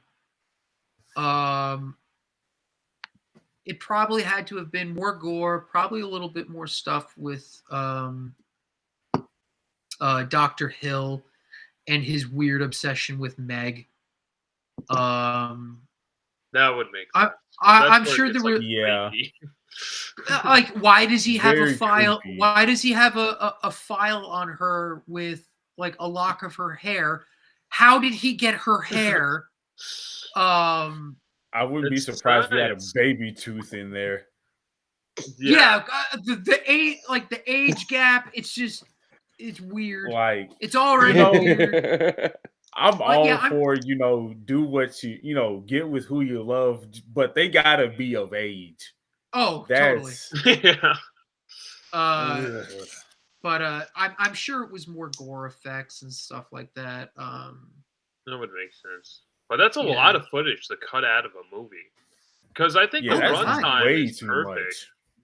I think Yeah. the runtime is perfect. I think if it was any longer, like, it'd just be too much. I think it's just like such a breeze to get through, and like you could watch it. It has that rewatchability because of that, because it's such a quick watch. One of the reasons why they made it into a movie was originally Stuart Gordon wanted to pitch this as a serialized TV series in Oh god. like Okay. smaller 20-minute bites like a regular TV show would have. Yeah. But at the time, and they were gonna like throw it to like PBS or something like that. But apparently, people were like, people are starting to get away from like TV. They want like hour-long movies and stuff like that. Right. So they're like, all right, let's rewrite it into like a feature length, which would account for the addition of certain characters, the subplot of Dr. Hill having this infatuation with Meg, and things like that. Just they had to come up with filler for it, because if they had played, well, I mean, you probably could. There are other adaptations of this story that they did make into films that are out there that I haven't seen. So I don't know. Maybe the other ones, are more faithful to the book and fill out a decent runtime. But in terms of this is the angle they went with that they probably thought would connect more with people, or at least keep them more entertained and connected with the film. Is the title of the book and the title of the movie the same, or is it like different? Like, is H P Lovecraft story called something else? I believe this is just H P Lovecraft's Re-Animator. That's what they pitch it as. Oh, I see. Okay. The actual story is called Herbert West Re-Animator. Huh. Okay. Yeah. Okay. By H P Lovecraft. And then Jeffrey Combs, actually, I think it was an early to mid 90s film. Jeffrey Combs actually portrays H P Lovecraft in an anthology movie called Necronomicon, which is that's cool. Okay. Yeah. So it's multiple H P Lovecraft stories told in sort of like a creep show-esque kind of anthology story. I gotta That check sounds that cool. out. I might have to give that a watch. I believe it's on I believe it's on Amazon. If it's not, some gracious soul uploaded the full movie to YouTube Oh in wow. There you go. decent quality. You can find a What- lot on YouTube if you dig around. Oh yeah, definitely. Oh yeah, definitely. Find whole movies. Yeah, What is it called? What is that one called again? Necronomicon. Oh, Necronomicon. Okay. Necronomicon. Yeah, Okay. Kind of hard to forget. Yeah, for sure. So I guess we should go on to our ratings of Re-Animator. So we'll start with you, Jerry. We'll start with you since you got number one Yes, spot. I'm now. in the hot seat now. Yeah. What are we going out of? Are we going out of 5 stars? We doing 9 1 out of 10? What are we doing? It's really kind of up to you. I mean, usually what I do personally, I do like 1 out of 10. But if you feel like you want to do stars or thumbs up, feel free. Oh, okay. Yeah. I'm All right, Jerry, you gonna. go. I definitely enjoyed this movie a lot. I'm very I'm not disappointed, but I'm disheartened to know that so much got cut. I'm very curious to see this extra film Yeah. footage. If I could get my hands on that, I think I would enjoy that. Not saying I didn't enjoy the movie itself, but I want to see what else they pulled from the story. I'm definitely going to give this, a solid 8. I think this is a wonderful, wonderful Halloween movie. Yeah. Just like I believe it was Night of the Living Demons you had us watch last year. Night of the Demons. Yeah. Night of the Demons. Yeah. I'm like, this is, it's not a super great Halloween movie, but it's got enough gore to pull in the people like, oh God, what in the hell is happening? Yeah. And then the story itself, like I said, I'm not big into H P Lovecraft. I know some of his works, not all. But seeing this, it's making me like, I kind of want to read the book or listen to the audio book now, as you told us we can do, and see some of the differences and see how he tells it in the form of his writing style. Yeah. And I'll probably watch this movie again, honestly. This was a good runtime, hour and 27 minutes roughly or so, something like that. Yeah, this is a movie that for me, it doesn't need to be Halloween time for me to watch this. I can watch this any time of the year. This is that.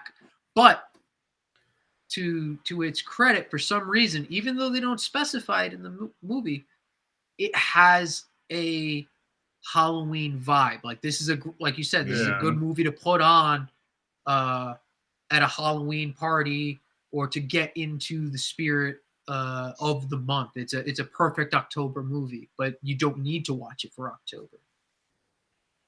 And then to your point, your slight disappointment in having all of that footage cut, it just goes back to what we were talking about before. Sometimes not having it and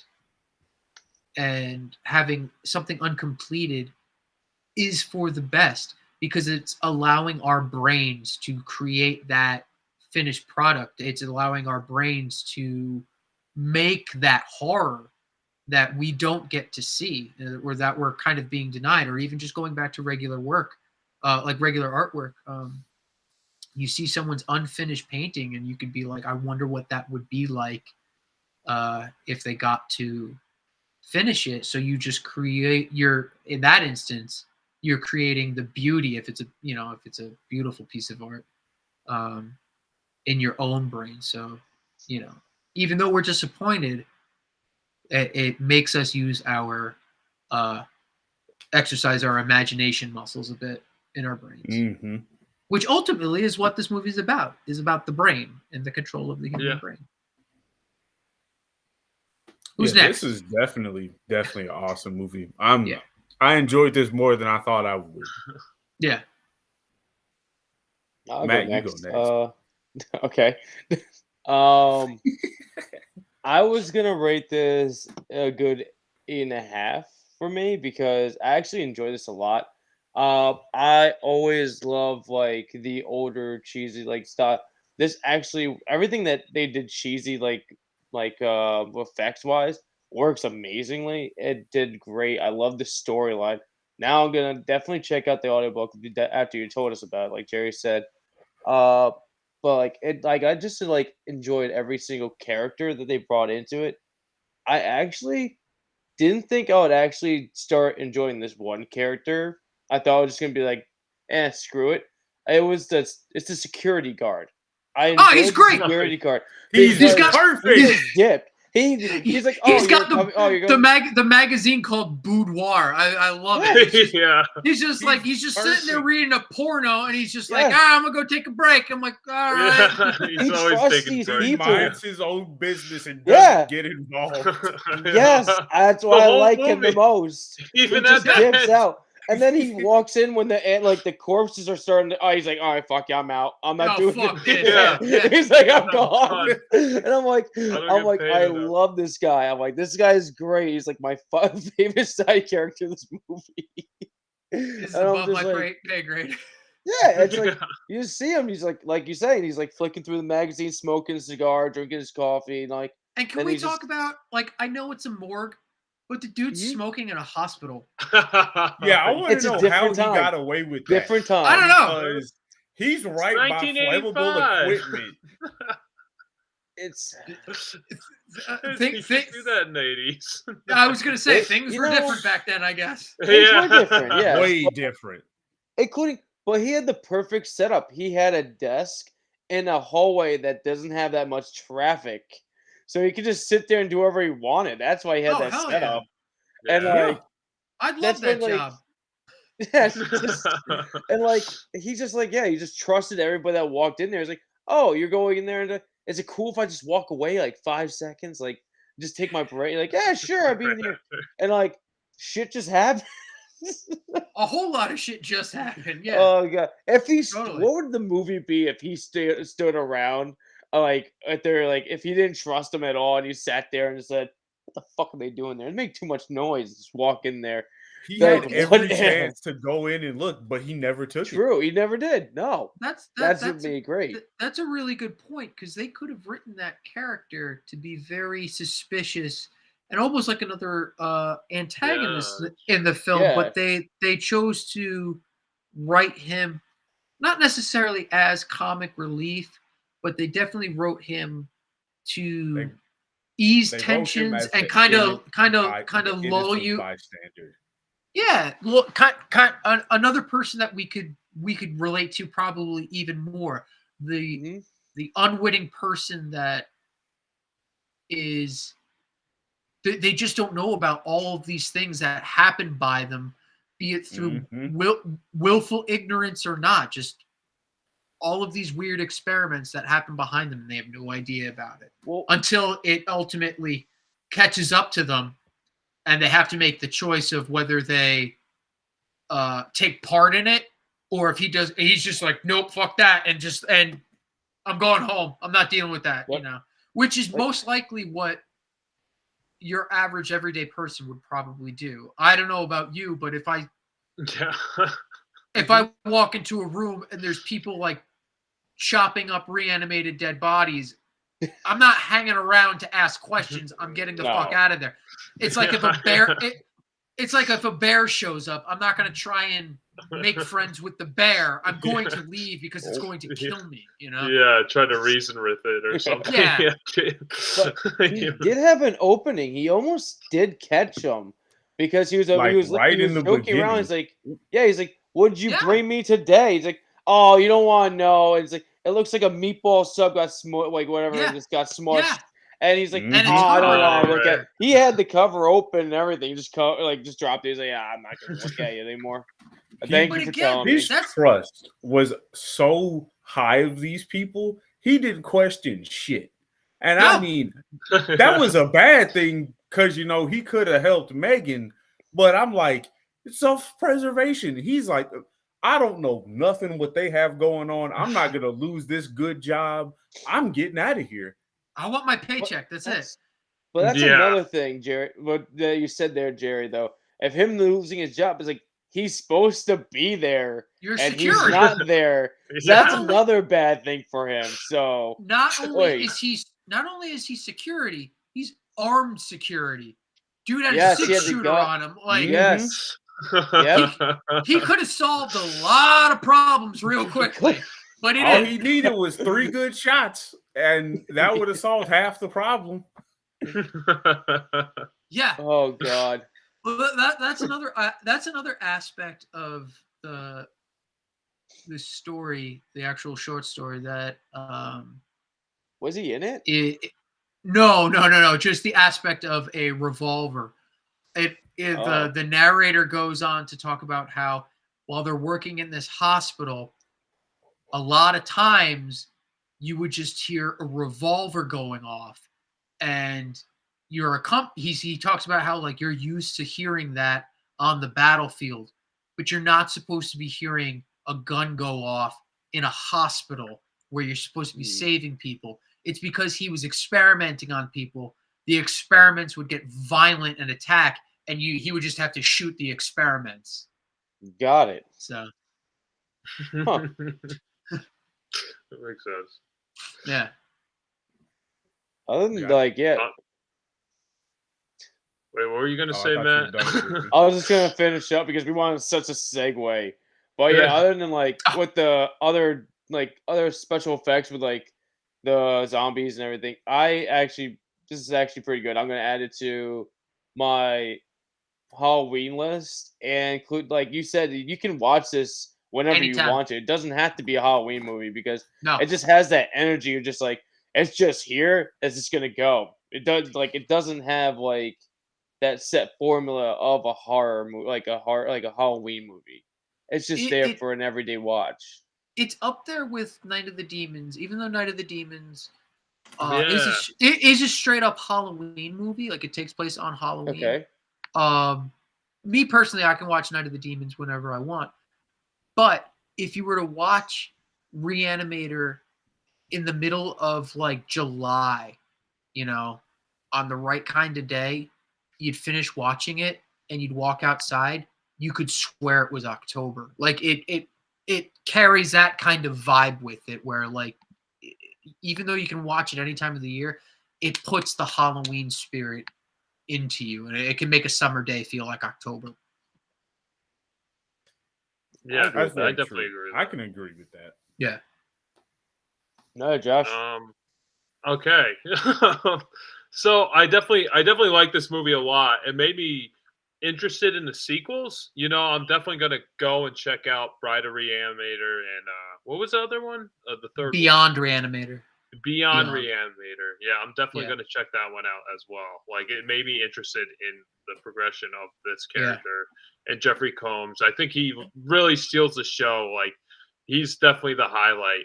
I mean, there's the other actors are doing a great job too, but like just how he just like portrays this character is just like he's just so adaptive and he's just so involved with his work and it's kind of almost like it's insane. He's definitely insane, but it's also like admirable at the same time. It almost like inspirational to a certain degree. He's so involved with his work, and he wants to prove that he can actually bring back the dead, and he does. Yeah. And I mean, they say genius and madness are separated by a very thin line. Like, yeah, exactly. And he's you can go crazy he doing definitely your work. crosses that line when he kills people. He sure. definitely crosses it. And it makes you think of like the ethical thoughts of it, because like I was thinking during this movie, like bringing back like someone who's dead back from back to life, and like say I don't know what you guys believe in like in the afterlife or not, but like say you do, and you're like in the afterlife, and then you get sucked back in this body. What are you? Are you like where is your physical presence at that point? That's a great thing you bring up, and I wish they had touched upon it in the movies, but in the story, with one of their experiments, it doesn't happen as quickly. Like the awakening doesn't happen as quickly in the stories as it does in the movies. In the story, they're always trying different amounts, and they're always talking about how they're tinkering with the solution. And with one of the experiments, they inject him, and they're waiting there for for what feels like hours. Like he's every so often he would put a stethoscope on the body and listen for a heartbeat, and finally, all of a sudden, like they see the chest start to rise, and they have like a mirror above the nose to see like mist form on the mirror to see if it's breathing. And they see the eyeballs start to twitch underneath the lids, and then all of a sudden they snap open, and the body comes to life and just starts screaming. And one of the things that Herbert West asks it is, where have you been? Because this body had only been dead for like maybe an hour. Yeah. Like they had gotten a fresh body. He's like, where were you? Like, tell me where you went. But it's just the primal like lizard part of the brain is just screaming, because like the scene in the basement with the cat, with Rufus the cat, they inject the cat, and Herbert West's like, remember, this thing's not going to tango. It has a broken back. And all of a sudden this thing comes back to life, and it's just making these unnatural screams and cries, not just because it's in pain and has a broken back. Dan is like, why is it making this noise? And Herbert just goes, because being born hurts.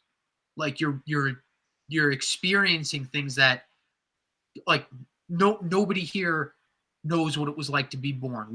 Our brains weren't developed enough to remember or experience that. But now we're waking up something that has supposedly a fully developed brain, or had a fully developed brain, and it's going through the trauma of both life and death in like a few minutes. Like that process can't be painful. You know what I mean? Like imagine like, yeah. Mm-hmm. Like I always accounted like the Hulk's transformation to be just mind-numbingly, excruciatingly painful, from just like the expansion of like bones and muscle tissue and ligaments just stretching beyond human comprehension. Like there is no amount of that couldn't be painful. It has to be absolutely painful. Just think of growing pains on like a scale of like 1 million. You know? Oh Yeah. God. No. So yeah, I totally get get where you're coming from with that. Wait, Yeah. I know we're kind of like poking at the effects, you know, like they're a little cheese, but I think that's kind of what makes the movie better. You know, I think if this movie was a higher budget, it wouldn't work as well. You know, I don't know. It's just like that. It just has that charm, and it knows what it is, and it doesn't like pull back the punches at all. Yeah. And it's just one of those movies where, you know, it's just like unimaginably gory, but like with the effects being kind of what they are, you're like, hey, you know, okay. It's not like going to make you pass out or anything, but it's definitely effective for sure. No. Yeah. Again, it's the implied horror that's always scary. Yeah. Yes. Yeah. 100%. Like even like the cat puppet, you know, it's actually it's pretty well made puppet, but like it you know, you could tell it's still like a puppet, and then like the cat like attached to his back. Yeah, it's just velcroed to his back. Yeah. And Jeffrey Combs carries that scene and makes you believe that there's this zombified cat digging into his back. You know. And the sound design definitely sells that scene too. When like even before the anticipation, like where's this cat? And you just like hear it all around. Yeah. Like they light the scene the way it is, so we could see what they're seeing. In reality, if we were there with them, that room would be incredibly dark, and then banging around at random objects would totally make sense. But it feels goofy to us because the way it's lit, and we're we're separated from it so we can actually see the scene play out. But Mhm. if I was in a dark basement trying to find something that's trying to hurt, you better believe I'd be banging around with something. Just like Yeah, no, we definitely. all Just would. trying to find wherever the hell it is to draw it out. Like it's Try- definitely effective. Try and walk through your place tonight with all of the lights out, but put a blindfold on. I guarantee you're gonna be like this, reaching out, just trying to feel for stuff and stuff that you're gonna have an idea of where things are, but like your senses are gonna play with you. So like, yeah, you're gonna get violent with stuff that like stumble on yourself. Yeah. You might hit the refrigerator out of desperation. Yeah. And even though even though the intro is like I guess a ripoff of the Psycho theme, I can't imagine this movie without that music, No, like it doesn't affect me. No, it doesn't either. Like it's definitely Psycho, but it does have its own like kind of retro 80s feel to it too at the same time. So like you could tell it's like a little different. I've heard both enough now that if you were to play one or the other, like I could tell you which one was Psycho and which one was Re-Animator. There's right. There are differences to it, but yeah, at this point, hearing it doesn't affect me. I don't sit there and go, this is Psycho. I'll sit there and be like, I'm watching Re-Animator. That's it. Definitely. Yeah. It almost has like more of an electronic sound to it. It's probably just like what the tech were. Yeah, I mean, it was the 80s, so they were probably using a little bit more synthesizer and drum machines as opposed to an actual orchestra, like Bernard Herrmann used for the Psycho score. Yeah, for sure. I would probably give this movie a 7 out of 10. It would probably go up like the more I watch it, but just like on first initial viewing, it's definitely better than average. I definitely like it a lot. Mm-hmm. But before I give it, my score, I definitely highly recommend. We've all watched it now. Go listen to the story on audiobook, then watch it again, then watch the sequels. And I definitely watch, me personally, and I probably think more people do. I definitely watch the first one out of all of them the most. But I picked this one because I because I like it. And I think more people know about it. I personally do like a lot of the visuals more in the second movie. They clearly got a bigger budget. The effects are a little bit better. It looks a little bit more polished. But to throw a sequel at you guys without having seen the first one, I didn't think would sit well with everybody. But watch. That's fair. Even with the third, the effects go up. The story is still good. The writing is still good. It's still Stuart Gordon and Brian Yuzna. Like, it still has the integrity. It just and the charm of all the other movies. It just has a bit of a bigger budget. And I almost wish this kind of was serialized as a TV series, but with the same, cast and crew. Okay. Yeah. I mean, I can't imagine it without Jeffrey Combs. No, and it's funny. Like earlier, we talked about how like you see Robert Downey Jr. or Christian Bale, and you're immediately like, they're Tony Stark, they're Batman. Like they're pigeonholed into that. I don't necessarily do that with Jeffrey Combs. I see Herbert West portrayed in different mediums like comic books, audio adaptations and things like that, and I go, oh, that's Jeffrey Combs. Like I do the inverse. Like If I see something involving Herbert West, I'm like, oh, that's Jeffrey Combs, as opposed to seeing Jeffrey Combs and going, oh, that's Herbert West. Yeah, no, I definitely agree with you there. Like if I listen or read the book, I will definitely imagine, Jeffrey Combs the whole time. He's like, Yeah.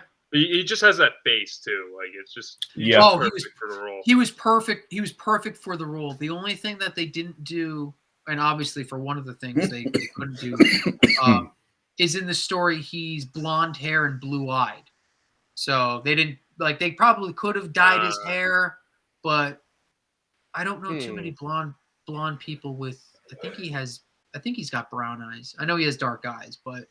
They probably could have contacts, but the way he is it is pretty. I would put it with like kind of iconic. It's simple. The simplest designs are always the most iconic. Freddy has a hat and a striped sweater. Jason has a hockey mask. Herbert West is a white shirt and black tie, but he's got that green syringe, ties everything together. Is that a Re-Animator action figure behind you by any chance? Yeah. I'm not gonna. I was like, is that him? Oh, that's awesome. Okay. Yeah, I'm not gonna. He looks like him. That's cool that you have that. That's awesome. Oh yeah. I mean that's how much I like this movie. Like, that's dope. Certain movies, they stick with you, and this is like this one. Re-Animator is up there with like Evil Dead. Like they just like they found that perfect time. Yeah. Like around the same time. They found that perfect balance point of horror and comedy, and they both go together. Those two things go together very well. You can overdo one more than the other, but they found that perfect balancing point where like it just sticks with you. It's just a good movie. Yeah, 100%. I love Evil Dead. So yeah, I mean, if I haven't said its praises enough, I would probably say, yeah, I would probably give this a 10 out of 10. Like I'm probably being a little biased because I chose it and everything like that. Man, that's cool. It knows what it is. It doesn't take itself too seriously. And you just have a lot of people that believed in the story and believed in the writing and did it to the best that they could. And I think it's probably one of the best horror movies of the past. Like, oh my God, it came out in 1985. I was born in 37 years. I'll be 37 in December. That movie's 37 years. So it's like it's a good year. Very good year. 1985 produced some of the best films, not necessarily just horror, but produced some of the best Back to movies. The Future, Pee-wee's Big Adventure. Yep. Really good. Yeah. Really good movies came out in 1985. Yeah. Those are some of my favorite movies. But yeah, your guys' homework is to listen to the story and then rewatch it at least. And I definitely. Yeah, definitely. I was personally worried that I would listen to the story and either not like the story and prefer the movie, or like the story and end up like liking the movie less. But I get that. I think Stuart Gordon's direction and I think just the charm of Jeffrey Combs and the cast, they did a good job with it where that it really doesn't bother me that it strays. Like just like Frankenstein and Bride of Frankenstein. Like those stray so far from Mary Shelley's book. It's not even funny, but I like those are two of like the greatest horror films, you know, ever produced. And very important horror films. And then they go on to make several other, you know, Frankenstein movies. Ghost of Frankenstein, House of Frankenstein, Son of Frankenstein. Those have zero to do with the works of Mary Shelley, but they're now in that somewhat expanded like Frankenstein universe where they're fun to watch. Where like even though, you know, Herbert West has an untimely end in the story, there's no necessary there really isn't a reason why you couldn't have other stories involving that character outside of H P Lovecraft's universe. Like they do it in the comic books. You have Re-Animator versus Evil Dead. There's other Re-Animator comic books. Yeah, I saw that. Mm-hmm. I think there's a couple other Re-Animator versus when you're playing around with things like that, the possibilities are endless, and that's a character that. Oh yeah, that's a character that doesn't deserve to be buried and forgotten in a one-shot story. I think there's a lot you can do with that character. Yeah, for sure. Before we close the episode, I just wanted to ask you, Steven, do you mind revealing to the audience at home, like where we could find your stuff and you know, like what kind of pieces you sell? Like where can we find Sure. it? So you can find me on Instagram at SK Illustrations. I try and post there as often as possible. I update my Etsy site from Instagram with notifications as well. I have an Etsy store where you can buy my work. It's just, you know, Etsy/SK Illustrations. I sell art prints. I sell stickers and magnets and jewelry. I've been dabbling in. okay, That's cool. Still, you know, horror movie themed and things like that. But I try and diversify myself as best I can. Yeah, that's it, and that's pretty much where you can find me. I have a Twitter, but I don't use it because it's a cesspool. Yeah. It's an awful place. But if you need to, you can get me there. But yeah. Yeah. Well, So I just wanted to grab something.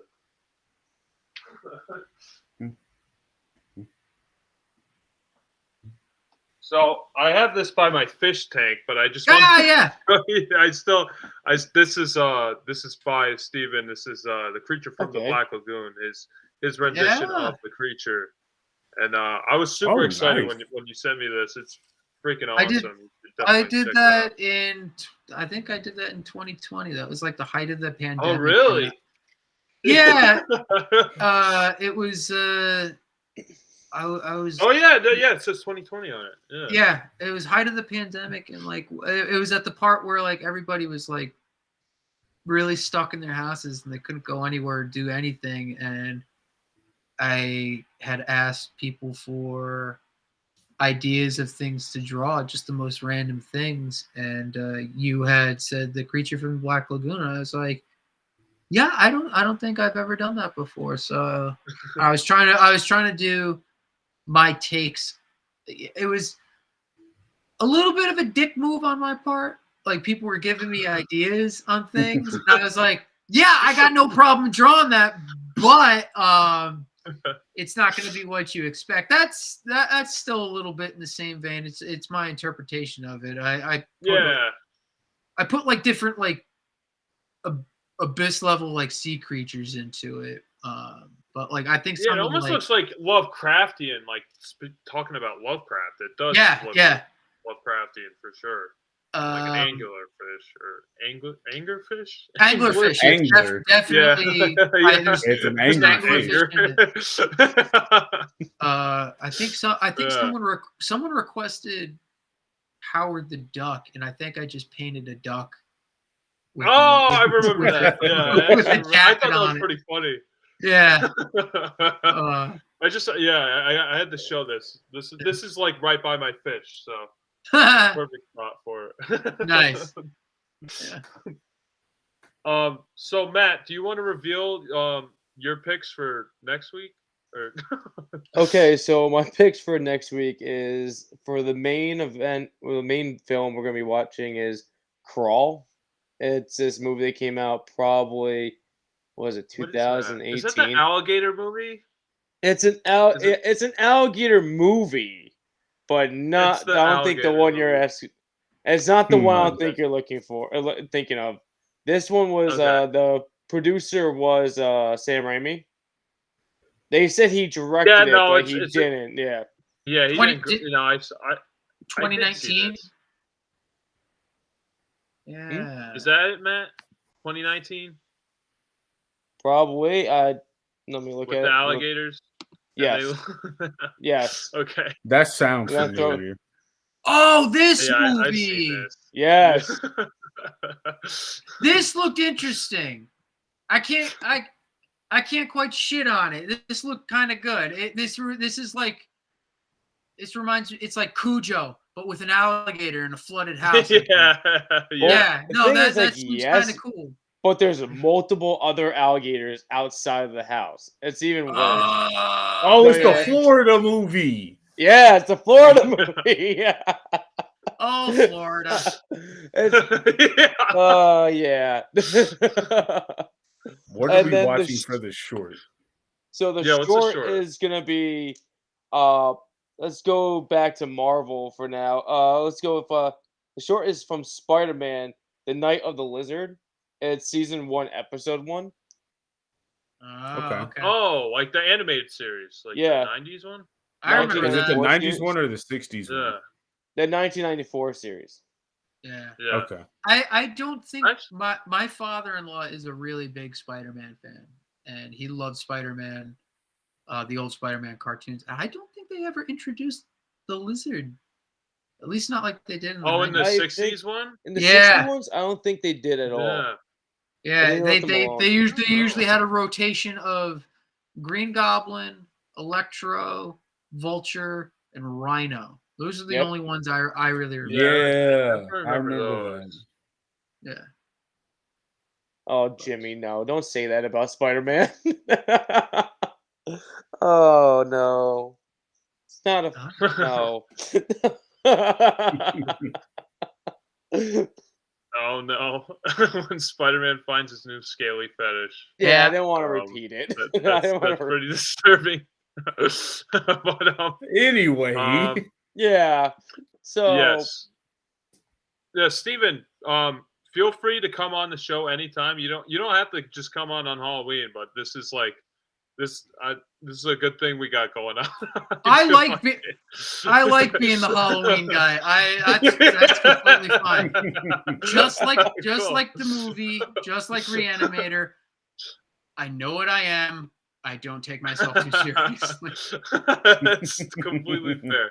Well, if you ever feel inspired, like you want to take over Christmas or something, like the creatures from Nightmare Before Christmas, feel free.